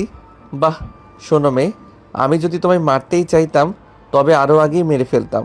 যত্ন করে বাঁচিয়ে রাখতাম না এতদিন। মেহরাবের কথাগুলো যেমন সত্য ঠিক তেমনি মেহরাব তাকে মারতে চেয়েছিল এটাও সত্য। তার স্পষ্ট মনে পড়ে সেই দিনের সেই অবয়বটা হুবহু মেহরাবের অবিকল। সেদিন মূর্ছা যাওয়ার পূর্বে সে মেহরাবকেই দেখতে পেয়েছিল। পরবর্তীতে অবশ্য মনে করতে চাইলেও মনে পড়ে না তার। তবে আজ সবটা চোখের সামনে ভেসে উঠছে। তাহলে কি ওই মেহরাবের চেহারার মতো ওই অবয়বটা কে ছিল? একই মানুষের ভিন্ন রূপ কি আদৌ সম্ভব? এসব ভাবতে ভাবতে বেশ দ্বিধাদ্বন্দ্ব নিয়ে মেহরাবকে আবারও প্রশ্ন করে আনাইশা। মায়ের সাথে বাসা থেকে আপনি ফিরিয়ে এনেছেন আমায়, কিন্তু মাম্মি যে বলল আমি স্বপ্ন দেখেছি। আমি তোমায় মিথ্যে বলতে বলেছিলাম যাতে তুমি অতিরিক্ত চিন্তিত হয়ে না পড়ো।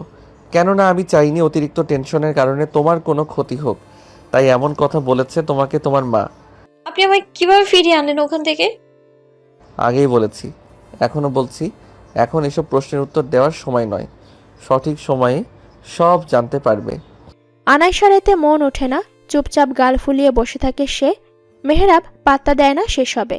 বেশ বিরক্তির সহিত বলে, সরে বসো, আমি ঘুমাবো। আর তুমিও ঘুমিয়ে পড়ো, আমাকে আর ডিস্টার্ব করবে না। আনাইশাকে সরিয়ে দিয়ে মেহরাব শুয়ে পড়ে বিছানার এক কোণে। আনাইশা হা হয়ে মেহরাবের কার্যকলাপ দেখে। এই মানুষটাকে যত দেখে ততই গোলকধাঁধায় পড়ে যায়।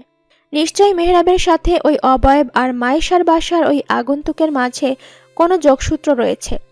নয়তো একই মানুষের ভিন্ন কার্যকলাপ কিভাবে সম্ভব ভেবে পায় না আনাইশা। এসব ভাবতে ভাবতে মেহরাবের পাশে শুয়ে ঘুমানোর প্রস্তুতি নেয়।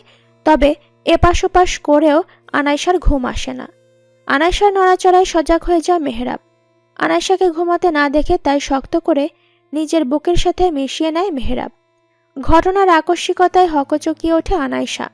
ছাড়া পাওয়ার জন্য নড়তেই হাতের বাঁধন আরও জোরালো করে মেহরাব বলে ওঠে, আর যদি নড়াচড়া করো তাহলে এর চাইতে বেশি জোরে চেপে ধরবো কিন্তু। মেহরাবের আলটিমেটামে ভয়ে চুপচাপ শুয়ে থাকে সে।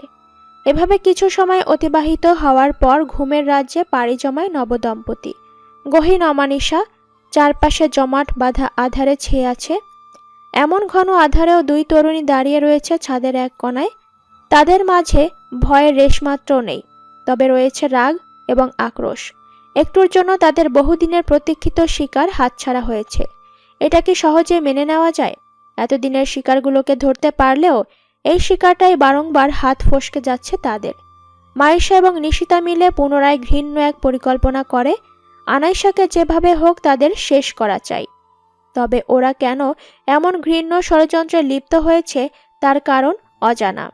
এতগুলা মানুষের এমন নৃশংস মৃত্যু, এসব কিভাবে দুজন তরুণীর পক্ষে সম্ভব? সত্যি কি তারাই খুন করেছে, নাকি এর আড়ালেও কোনো অদৃশ্য শক্তির মদত রয়েছে? রাতের প্রায় মধ্যভাগ, জানালা দিয়ে শো শো করে শীতল হাওয়া বইছে। ক্ষণে ক্ষণে বাতাসের বেগ যেন তীব্র থেকে তীব্রতর হচ্ছে। মনে হচ্ছে এই তাণ্ডবে আশেপাশের গাছপালা সব উপড়ে পড়বে। প্রচণ্ড ঝড়ো হাওয়ার কারণে একটা জানালার সাথে আরেকটা জানালা বাড়ি খায়। এমন সময় হঠাৎ বিকট আওয়াজে ঘুম ভেঙে যায় আনাইশার। ধরফড়িয়ে তাই উঠে বসে সে। এমন অবস্থা দেখে কিছুটা ভয় পেয়ে মেহরাবকে ডাকতে নিলে দেখে তার পাশে মেহরাব নেই। আশেপাশে কোথাও মেহরাবকে দেখতে না পেয়ে আনাইশার মনে ভয় জেঁকে বসে। হাত বাড়িয়ে যে জানালাটা বন্ধ করবে সেই শক্তিটুকুও হারিয়ে ফেলেছে সে। আনু, আমাকে বাঁচাও। মেহরাবের গলার স্বরে উক্ত কথাটা জানালার বাইরে থেকে ভেসে আসে আনাইশার কর্ণকুহরে। মেহরাবের কণ্ঠস্বর পেতেই যেন কলিজায় পানি চলে আসে আনাইশার। ৭-৫ না ভেবে তাই এক দৌড়ে চলে যেতে নেয়। এমন মুহূর্তে কোনো এক অদৃশ্য শক্তি বাধা দেয় তাকে, ফলে থেমে যায় সে। আশপাশ ঘুরে দেখে, আবার জানালার দিকে অগ্রসর হতেই মেহরাবের কণ্ঠস্বর ভেসে আসে। আনাইশা ভুল ক্রমেও জানালার ধারে কাছেও যাবে না, গেলেই বিপদ হবে। এমনকি এই মুহূর্তে ওয়াশরুমেও যেও না, কেননা ওখানে গেলে সবচেয়ে বেশি বিপদ। ওরা সহজেই তোমার ক্ষতি করতে সক্ষম হবে। তাহলে আমার কণ্ঠ বা তোমার পরিচিত কণ্ঠে নানাভাবে ওরা তোমায় ডাকবে, তবে তুমি সাড়া দিবে না। তাতে এই কক্ষের বাইরেও বের হয়েও না। মনে রেখো, জানালার বাইরে দিয়ে শব্দ আসবে তোমাকে জানালার কাছে নেওয়ার জন্য। তুমি জানালার কাছে গেলেই তোমার ক্ষতি করতে পারবে। যদি না যাও তাহলে তাদের সেই ক্ষমতা নেই যে কক্ষের ভেতরে এসে তোমার ক্ষতি করবে।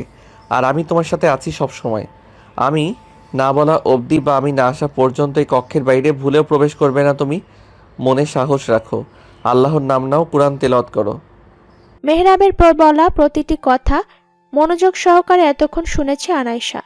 এলোমেলোভাবে দৃষ্টি রাখে কক্ষের প্রতিটি কোণে, তবে মেহরাবের ছায়াও তার নজরে পড়েনি। আচ্ছা, এত রাতে তাকে একা ফেলে মানুষটা গেল কোথায়? আর কক্ষে যার অস্তিত্ব নেই তার কণ্ঠস্বরই বা ভেসে এলো কিভাবে? তাছাড়াও জানালার কাছ থেকে তখন মেহরাবের স্বরে কে ডেকেছিল তাকে? এর চাইতে অবাক করা বিষয়, দোতলা বিশিষ্ট এই বাড়ির জানালার কাছে কোনো মই বা সানসেটও নেই। মোট কথা, কোনো মানুষের পক্ষে সেখানে দাঁড়ানো সম্ভব নয়। তবে জানালার কাছে এসে ডাকছে কিভাবে? এসব ভাবতে ভাবতে মাথা ধরে আসে আনাইশার। স্বপ্ন ভেবে নিজেকে চিমটি পর্যন্ত কাটে, তবে না, এখন যা হচ্ছে সবটাই বাস্তব। অগত্যা তাই বেকার না দাঁড়িয়ে মেহরাবের কথা মতো আনাইশা আর জানালার কাছে না গিয়ে বিছানায় বসে পড়ে। হুট করে আনাইশার মনে পড়ে মেহরাব তো তাকে আনাইশা বলেই ডাকে, আনু বলে তো কেবল নিশিতা আর মাইশাই ডাকে। তবে তাকে এই নামে ডাকলোটাকে? ওটা মেহরাব হতে পারে না, কেননা মেহরাব ডাকলে পরের বার মেহরাবই কেন বারণ করবে জানালার কাছে যেতে? যুক্তি খাটিয়ে ভেবে আনাইশা নিজেই চমকে যায়। আনাইশা এসব নিয়ে ভাবতে ব্যস্ত, তখনই জানালার বাইরে থেকে জোরে জোরে কান্নার করে আনাইশার নাম ধরে চিৎকার করতে থাকে নিশিতা। আনু, আমাকে বাঁচা আনু, আমাকে ওরা মেরে ফেললো, আমাকে বাঁচা প্লিজ, আমি বাঁচতে চাই। নিশিতার কণ্ঠস্বর পেয়ে বুকটা ধক করে ওঠে আনাইশার। মূর্ছা যাওয়ার পূর্বে অনেক খুঁজেছিল নিশিতাকে, তবে তার দেখা পায়নি আর। তবে কি মেয়েটার ক্ষতি হয়েছে? এই ভেবে দৌড়ে যেই জানালার কাছে যাবে, তখনই মনে পড়ে যায় মেহরাবের বলা কথাগুলো। আনাইশা আর সামনে এগোয় না, যেখানে ছিল সেখানেই বসে পড়ে। নিজের অজান্তেই কত বড় ভুল করতে যাচ্ছিল সে। আনাইশা ভয়ে জড়সড় হয়ে বসে দোয়া দুরুদ পড়তে থাকে। কুরআন তেলাওয়াত করতে হলে তো অজুর প্রয়োজন, তবে এই মুহূর্তে ওয়াশরুমে যাওয়ার বারণ বিধায় বসে বসে দোয়া দুরুদ পড়ার সিদ্ধান্ত নেয় আনাইশা। আস্তে আস্তে এখন সব শান্ত হয়ে গেছে, বাইরে আর কোনো ঝড়ো বাতাসও বইছে না। আনাইশা তবুও ভয়ে চোখ বুজে দোয়া দুরুদ পড়তে থাকে। এমন সময় হঠাৎ জানালার জোরে জোরে ধাক্কা দিতে থাকে কেউ, ফলে আনাইশা ভয়ে আরও আড়ষ্ট হয়ে পড়ে। পরক্ষণেই আবার সব শান্ত হয়ে যায়। বিপদের আশঙ্কা আর নেই ভেবে আনাইশা যেন হাঁপ ছেড়ে বাঁচে। লম্বা একটা শ্বাস নিয়ে বিছানায় গা এলিয়ে দেয়, কিন্তু ঘুম আসে না আর কিছুতেই। এদিকে মেহরাবেরও দেখা নেই। এর খানিক সময় বাদে লাবিবা রহমান আনাইশাকে ডাক দেন, সেই সাথে কক্ষের দরজা নাড়েন। মায়ের ডাক শুনে যেন আনাইশার কলিজায় পানি চলে এলো। আনাইশা আর তার কোনো কিছু না চিন্তা করেই দৌড়ে কক্ষের দরজা খুলে দেয়। মায়ের ডাক পেয়ে ও বেমালুম ভুলে যায় যে মেহরাব তাকে এই কক্ষের বাইরে যেতেও নিষেধ করেছিল, কিন্তু ওর আর মনে নেই মেহরাবের বারণ। অবশ্য মন সায় দিচ্ছিল না, তবে মায়ের ডাকে উপেক্ষা করা সম্ভব হয়নি আনাইশার পক্ষে। দরজা খুলে কোথাও লাবিবা রহমানকে দেখতে পায় না আনাইশা। পুরো বাসাটাই কেমন আঁধারে ছেয়ে আছে, ফলে আনাইশা কিছুটা ঘাবড়ে যায়। মনে কিছুটা সাহস সঞ্চয় করে দোয়া পড়তে পড়তে মা বাবার কক্ষে উকি দেয়, তবে কোথাও কারো দেয় না। আনাইশা ওদিক থেকে সরে এসে ভয়ে ভয়ে সিঁড়ি দিয়ে নামতে থাকে। নিচে এসে যে দৃশ্য দেখে তা দেখার জন্য মোটেও প্রস্তুত ছিল না আনাইশা। জোরে চিৎকার দিতে নিলে গলা দিয়ে কোনো আওয়াজ বের হয় না আনাইশার। আনাইশার চোখ দিয়ে পানি পড়তে থাকে অবিরত। মৃদু আলোয় অনেকগুলো অবয়ব দেখা যায়। এগুলো মানুষের মতোই দেখতে, তবে চেহারার হিংস্রতা ছাপ স্পষ্ট। বোঝাই যায় এরা কোনো সাধারণ মানুষ নয়, এরা হলো অদৃশ্য শক্তি, অর্থাৎ জিন। তাদের একার সাথে লড়াই করছে মেহরাব। তবে কি মেহরাবও ওদের মতোই জিন? মনে এমন প্রশ্নের উদয় হতেই শিউরে ওঠে আনাইশা। মুখ চেপে ধরে আড়াল হতে আনাইশা এসব দেখছিল, সাথে চোখ দিয়েও তার অনবরত পানি ঝরছে। এইবার মেহরাবকে রেখে লাবিবা রহমানকে আঘাত করে ওদের মধ্যে একজন। সাথে সাথে মেঝেতে লুটিয়ে পড়েন লাবিবা রহমান। আনাইশা এতক্ষণ এসব সহ্য করলেও এবার আর সহ্য করতে পারে না, ছুটে চলে যায় মায়ের কাছে। মাকে জড়িয়ে ধরে চিৎকার করে কেঁদে ওঠে আনাইশা। ওর চিৎকারে এবার সবগুলো অবয়ব ওর দিকে ফিরে তাকিয়ে বিশ্রীভাবে হাসতে থাকে। একজন ওর দিকে এগিয়ে এসে ওকে ধরতে নিলেই মেহরাব নিজের সর্বশক্তি দিয়ে ভস্ম করে ফেলে সেই অবয়বটাকে। এটা দেখে আনাইশা হতভম্ব বনে যায়। ফলে মেহরাব করুণভাবে আনাইশার দিকে তাকায়। এভাবে বেশ অনেক সময় ধরে সবার সাথে লড়াই করতে করতে মেহরাবও বেশ কিছুটা ক্লান্ত হয়ে পড়ে। সে একা পেরে উঠছে না ওদের সাথে। আশরাফ চৌধুরীও ওই অবয়বগুলো হতে একটু আধটু আঘাতপ্রাপ্ত হয়েছেন। এবার তিনি মেয়ের কাছে গিয়ে মাথায় হাত বুলিয়ে বলেন, মা, আমি জানি তোর অমতে বিয়ে দেওয়ার জন্যই তুই আমার ওপর রেগে আছিস, কিন্তু আমি যা করেছি তা তোর ভালোর জন্যই করেছি। মেহরাবকে কখনো ভুল বুঝিস না। আজকে যদি ও না থাকতো তাহলে তোকে পেতাম না। ছোটবেলা থেকেই তোর একটা সমস্যা ছিল। তোর আগে আমি আমার 2 সন্তানকে হারিয়েছিলাম। আমাদের পরিবারের ওপর বদনজর পড়েছিল, তাই কোনোভাবেই ওরা চাইতো না আমার সন্তান বাঁচুক। এভাবে ওদের রোষানলে পড়ে আমার সন্তানেরা মারা যায়। এরপর তুই হলে আমরা আরও চিন্তিত হয়ে পড়ি। হুজুরের পরামর্শে আমরা এই বাড়ি বন্ধক দেই, আর তোর দাদার পরামর্শে মেহরাবকে তোর ওপর নজর রাখার জন্য আনি। মেহরাব কোনো সাধারণ মানুষ নয়, ও একজন জিন। আমরা চেয়েছিলাম মেহরাবের সাথে তোর বিয়েটা দিতে, আর আমরা তা পেরেছি। আশরাফ চৌধুরী আরও কিছু বলতে যাবেন, তার পূর্বেই এবার আনাইশাকে আক্রমণ করে বসে আরেকটা অবয়ব। ওর পিঠের কার্নিশে চামড়া ভেদ করে ধারালো নখের আঁচড় বেঁধে, ফলে অসহনীয় ব্যথায় কোকিয়ে ওঠে সে। চোখের কার্নিশ গড়িয়ে টপ টপ করে অশ্রু ঝরে তার। নিজেকে সামলে রাখাও দুষ্কর হয়ে পড়ে। সহ্য করতে না পেরে তাই মেঝেতে লুটিয়ে পড়ে আনাইশা। পাশ থেকে ভেসে আসে মেহরাবের চিৎকার। পিট পিট করে চোখ মেলে চায়। নিজেকে হাসপাতালের বেডে আবিষ্কার করে আনাইশা। পাশেই থমথমে মুখে বসে আছেন আশরাফ চৌধুরী। জ্ঞান ফিরতেই বাবাকে দেখে উতলা হয়ে যায় আনাইশা, ফলে সে উত্তেজিত হয়ে পড়ে কিছুটা। হুট করে মেয়েকে নড়াচড়া করতে দেখে সেদিকে দৃষ্টিপাত করেন আশরাফ চৌধুরী। ছুটে চলে যান মেয়ের কাছে, হাত বাড়িয়ে বলে ওঠেন, মারে, এখন কেমন বোধ করছিস? বাবার কথার জবাব দেয় না আনাইশা। সে উঠে বসার চেষ্টা করে, তবে পিঠের দিকটা জখম হওয়ায় বেশ বেগ পেতে হচ্ছে তাকে।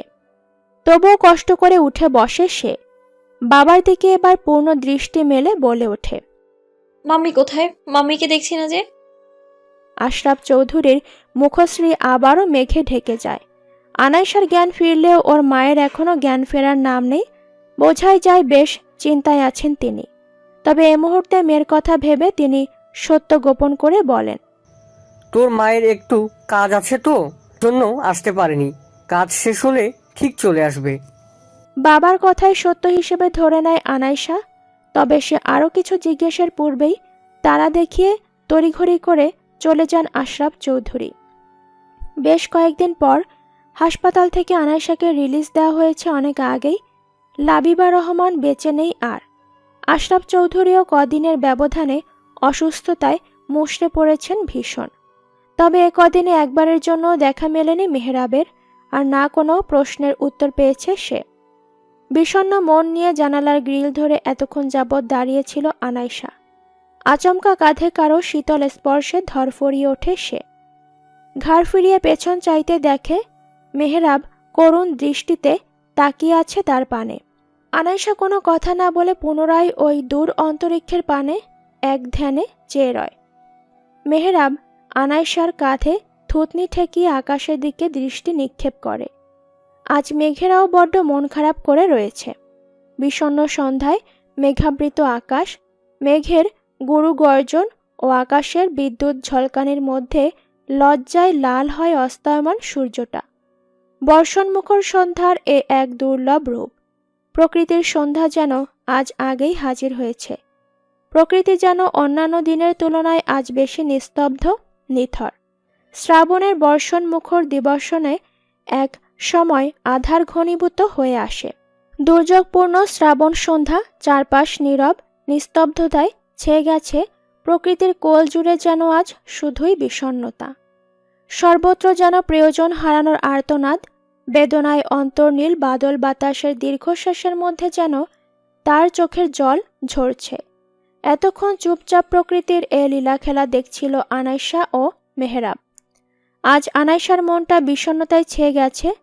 বর্ষণের সাথে সাথে তার নেত্র হতে ঝরছে নোনা জল। মেহরাব এসবই দেখছে। এবার সে দূরাকাশের পানে দৃষ্টিপাত করে বলে, খোলা জানালায় মন পালায়, অন্ধকারে ফেরার হয়ে বর্ষণ মুখর সন্ধ্যায় কোথাও যদি চুপটি করে আকাশ, ফেলে রাখে বর্ষার ফুল, অন্ধকারেও চিনতে এবং শুকতে হবে না ফুল। মেহরাবের বলা ছড়া শুনে অবাক হয়ে মেহরাবের দিকে তাকায় আনাইশা। তা দেখে মুচকি হাসে মেহরাব। আপনি ছড়াও কাটতে পারেন? সবই পারি আমি। কি চাও তুমি? আনাইশা করুণ চোখে তাকায় মেহরাবের দিকে। চোখে অশ্রু টলমল করছে তার। মেহরাব আনাইশার দিকে তাকাতে পারে না আর। নিজের ভেতরে কেমন অপরাধ বোধ কাজ করছে। আনাইশা মলিন হাসে। আচমকা সে প্রশ্ন করে ওঠে, ওরা কেনই বা আমাদের মারতে চাচ্ছিল, আর আমাদের এত বড় ক্ষতি কেন করলো ওরা? আজ তুমি তোমার সব প্রশ্নের উত্তর পাবে। সব বলবো আমি তোমায়। তবে আমি এখন যা বলবো তা তোমাকে শুনতে হবে। কি বলুন? চোখ বন্ধ করো, আমি তোমাকে এক জায়গায় নিয়ে যাব। চোখ খুলবেন একদমই। মেহরাবের কথা মতো আনাইশা চোখ বন্ধ করলেই মেহরাব আনাইশাকে কোলে তুলে নেয়। আনাইশা চোখ খুলতে নিয়েও পারে না। কিছুক্ষণ পর অনুভূত হয় সে যেন হাওয়ায় ভাসছে। একটু পর চোখ মেলতেই নিজেকে এক ভিন্ন জগতে আবিষ্কার করতে পেরে অবাকের চরম পর্যায়ে পৌঁছে যায় আনাইশা। মেহরাব আনাইশার অবস্থা দেখে হেসে ফেলে। আনাইশা বলে, এটা কোথায়? আমি এখানে এলাম কিভাবে এত অল্প সময়ের মাঝে? তোমার বাবা হয়তো বলেছিলেন আমি কোনো সাধারণ মানুষ নই। আমি আসলে একজন জিন, আর এটা জিনদের রাজ্য। আনাইশা অবাক হওয়ার সাথে সাথে ভয়ও পায় বেশ। ভয়ে মেহরাব হতে কয়েক হাত দূরে চলে গেল আনাইশা। ভয় পেও না আনাইশা, আমি এতদিন যেমন তোমায় আগলে রেখেছি ঠিক তেমনি এখনও আগলে রাখবো। তোমার যাতে আর কখনো কোনো ক্ষতি না হয় সেজন্য তোমার বাবার অনুমতি নিয়ে চিরদিনের জন্য এইখানে আমার সাথে নিয়ে এসেছি। তুমি আর বাবা এখন থেকে আমার সাথে এখানেই থাকবে। এতে আনাইশার ভয় কিছুটা কম হলেও তবুও একটা ভয় থেকেই যায়। আনাইশার ভয় দূর করার জন্য মেহরাব বলে, চলো তোমাকে পুরো রাজ্য ঘুরিয়ে নিয়ে আসি। মেহরাবের কথা মতো আনাইশা মেহরাবের সাথে চলতে শুরু করে। পুরো রাজ্যটা বেশ মায়াময়। আনাইশা নিজের দিকে খেয়াল করলে দেখতে পায় সে একটা গোল্ডেন রঙের গাউন পরা, যা অসাধারণ কারুকার্যে সজ্জিত। মেহরাবের দিকে নজর পড়তেই দেখে মেহরাবও গোল্ডেন রঙের পাঞ্জাবি পরিহিত, যাতে তাকে মানিয়েছে বেশ। এসব দেখতে দেখতে ওরা একটা লেকের ধারে চলে আসে। এই লেকটা সাধারণত কোনো লেকের মতো নয়। এখানে এসেই মেহরাব থেমে যায়। আনাইশার উদ্দেশ্যে সে বলে ওঠে, আনাইশা, আমরা এখানে বসি। মেহরাবের কথায় সম্মত হয় আনাইশা, তবে সে প্রশ্ন করে বসে, কিন্তু আমি এই পোশাকে কেন? মেহরাব আলতো হেসে জবাব দেয়, এখানে আসার সাথে সাথেই চেঞ্জ করে দিলাম আমি। এটা জিনদের রাজ্য, এখানে চোখের পলকে যা খুশি করা যায়। আনাইশা কোনো কথা না বলে চুপচাপ মেহরাবের পাশে বসে পড়ে। এরপর গম্ভীর সুরে বলে, আমি কিন্তু এখন আমার প্রশ্নের কোনো উত্তর পাইনি মেহরাব। মেহরাব একটা লম্বা শ্বাস টেনে সব বলতে শুরু করে। তোমাদের ফ্যামিলির সাথে মাইশাদের ফ্যামিলির একটা পূর্ব শত্রুতা ছিল। তোমার দাদু এবং মাইশার দাদু ছিল দুই ভাই, তবে তাদের মাঝে জায়গা জমি নিয়ে বিবাদ ছিল। একদিন এই নিয়ে ঝগড়ার এক পর্যায়ে মাইশার দাদু হার্ট অ্যাটাক করে মারা যায়। ওদের ধারণা তোমার দাদুর কারণেই মাইশার দাদু মারা গিয়েছে। সেই থেকেই শত্রুতার সূত্রপাত। মাইশার বাবা এটা সইতে না পেরে সুইসাইড করে বসে। মাইশার মা তখন প্রতিশোধের আগুনে জ্বলতে থাকে। তুমি আর মাইশা তখন ভীষণ ছোট। মাইশারা চলে যায় অন্যত্র, তাদের দেখা পায় না আর কেউ। সবাই ভাবে তারাও হয়তো মারা গেছে, কিন্তু তারা মনে মনে ঘৃণ্য এক ষড়যন্ত্রের আশ্রয় নেয়। আদতে তোমার দাদুর কোনো দোষ ছিল না, দোষটা মাইশার দাদুরই ছিল, কারণ জমিটা ছিল তোমার দাদুর। মাইশা বড় হওয়ার সাথে সাথে সেও সব জানতে পারে, যে কারণে তোমার সাথে বেস্ট ফ্রেন্ড হওয়ার নাটক করে তোমাকে সহ তোমার পুরো পরিবারকে মেরে ফেলার ঘৃণ্য পরিকল্পনা করে। আর তোমাদের মারার জন্য বলি হয় নয়না, মিলি ছাড়াও আরও অনেকে। এতটুকু বলে মেহরাব থামতেই আনাইশা চট করে প্রশ্ন জুড়ে দেয়, আর নিশিতা, মিলি, নয়না আপু ওদেরই বা কেন মারলো? কালও তো আমার নাম ধরে ডাকলো নিশিতা। তবে নিশিতা হচ্ছে মাইশার চাচাতো বোন। ওরা এবং মাইশার মা মিলেই এই ষড়যন্ত্র করেছিল। আমি সব সময় মতো না গেলে হয়তো তোমাকেও মিলি আর নয়নার মতো হারিয়ে ফেলতাম। মেহরাবের কথায় চমকে ওঠে আনাইশা। সে পুনরায় বলে ওঠে, আপনি কিভাবে বাঁচালেন আমায়? মেহরাব বাঁকা হেসে বলে, আমার বউয়ের বিপদ আর তাকে বাঁচাবো না আমি? কিন্তু সেই দিনের ওই অবয়বটা তো আপনিই ছিলেন। আমার মুখ বেঁধে দেওয়ার চিৎকারও করতে পারিনি আমি। এবার বলুন তো আপনার অমন আচরণের কারণ? মেহরাব কিছুটা সময় নিয়ে বলে, ইচ্ছে করেই করেছিলাম, কেননা তুমি চিৎকার করলে ওরা বুঝে যেত, তখন তোমারই বিপদ হতো। উপায় না পেয়ে তাই বাধ্য হয়েছিলাম। এর জন্য আমি আন্তরিকভাবে দুঃখিত। সব শুনে আনাইশা পুনরায় বলে, তবে মাইশা সাধারণ মানুষ হওয়া সত্ত্বেও এতগুলো মানুষকে কি করে খুন করলো? মাইশার দাদু ছিল খুবই খারাপ লোক। সে আড়ালে খারাপ জিন পুষত, শুধুমাত্র তোমাদের ক্ষতির জন্য।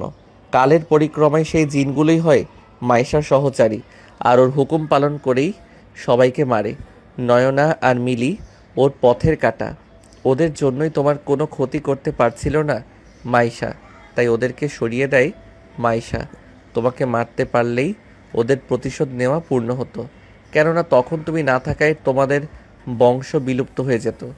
আর ওই রাতে ওই জিনগুলো তোমার পরিচিত মানুষের স্বরে তোমায় ডাকছিল, যাতে তুমি জানালার কাছে গেলেই তোমায় মেরে ফেলতে পারে। আর সেই দিন গলায় যে দাগটা ছিল ওইটা ওই জিনের কাজ ছিল। আমি তোমায় বাঁচিয়েছি, প্রতি মুহূর্তে তোমার আর তোমার পরিবারের খেয়াল রেখেছি। আমি না থাকলে হয়তো ওই দিন তোমায় বাঁচাতেই পারতাম না। আনাইশা অনুতপ্ত হয় মেহরাবকে ভুল বোঝার জন্য। তবে সে এবার বলে, তবে আপনি এত কিছু কিভাবে জানলেন? তোমার দাদুরও জিনদের সাথে কানেকশন ছিল, তবে সেগুলো ভালো জিন ছিল। দাদু বিচক্ষণ ছিলেন বিধায় আগে থেকে আন্দাজ করতে পেরে আমায় দায়িত্ব দিয়েছিলেন তোমার আর তোমার পরিবারের খেয়াল রাখার জন্য। মেহরাব আনাইশা দুজনে দীর্ঘশ্বাস ছাড়ে। কিছু সময় নীরবতার পর পুনরায় আনাইশা বলে, আর আপনি মাইশাদের কি করলেন? মেহরাব চোখ বন্ধ করে বলে ওঠে, মাইশা আর ওর মাকে আমি টুকরো টুকরো করেছি। ওদের কারণেই তুমি তোমার মাকে হারিয়েছ। আনাইশা পুনরায় দীর্ঘশ্বাস ফেলে বলে, আচ্ছা, আমার সব প্রশ্নের উত্তর তো পেলাম, তবে সেই দিনের ওই অবয়বটা কে ছিল যে আমায় ভালোবাসি বলেছিল? আচমকা আনাইশার এহেন প্রশ্নে থতমত খেয়ে যায় মেহরাব। তবুও লাজক ভঙ্গিতে বলে ওঠে, মানে ওইটা আমিই ছিলাম। ওই দিন আমি আমার মনের কথা তোমায় বলেই দিতাম, কিন্তু তুমি তো ভয়েই জ্ঞান হারালে। মেহরাবের কথায় আলতো হেসে আনাইশা বলে, কবে থেকে ভালোবাসেন আমায়? প্রথম দিকে তোমার খেয়ালই রাখতাম, তবে তোমার প্রেমে পড়েছিলাম খুব সম্ভবত যখন তুমি 16 বছরে এক কিশোরী কন্যা ছিলে। এখন এমনই শ্রাবণের এক বর্ষণমুখর সন্ধ্যায় তুমি বৃষ্টিতে ভিজছিলে। তোমার ওই ভেজা চুল, মুখে মিষ্টি হাসি আমার ভালো লেগেছিল, আর সেদিন থেকেই হয়তো ভালোবেসে ফেলেছিলাম তোমায়। আচ্ছা আনাইশা, আমি তো তোমাকে অনেক ভালোবাসি, তুমি কি আমায় ভালোবাসো? মেহরাবের এ প্রশ্নের কোনো জবাব দিতে পারে না আনাইশা। লজ্জামাখা এক হাসি দিয়ে মেহরাবের কাঁধে মাথা রেখে আকাশের চাঁদ দেখে। মেহরাবও মুচকি হেসে এক হাতে আনাইশার কোমর জড়িয়ে ধরে। প্রথম কোনো পুরুষালী হাতের স্পর্শে ঈষৎ কেঁপে ওঠে আনাইশা। মেহরাবের পানে চাইতেই দেখে সে এক ঘোর লাগা দৃষ্টিতে চেয়ে আছে আনাইশার পানে, যেন তার চাহনির মাঝে কত শত বছরের তৃষ্ণা লুকিয়ে রয়েছে। এভাবেই কষ্টের পর সুখের হাতছানি ঘটে তাদের জীবনে। হয়তো শুরুটা ভয় আতঙ্ক দিয়েই হয়েছিল, তবে শেষটা হয় তাদের জীবনের ভালোবাসার গল্পের মধ্য দিয়ে। হয়তো এমন করেই পুনরায় কারো জীবনের সূচনার মাধ্যম হতে চলেছে এক বর্ষণ মুখর সন্ধ্যায়।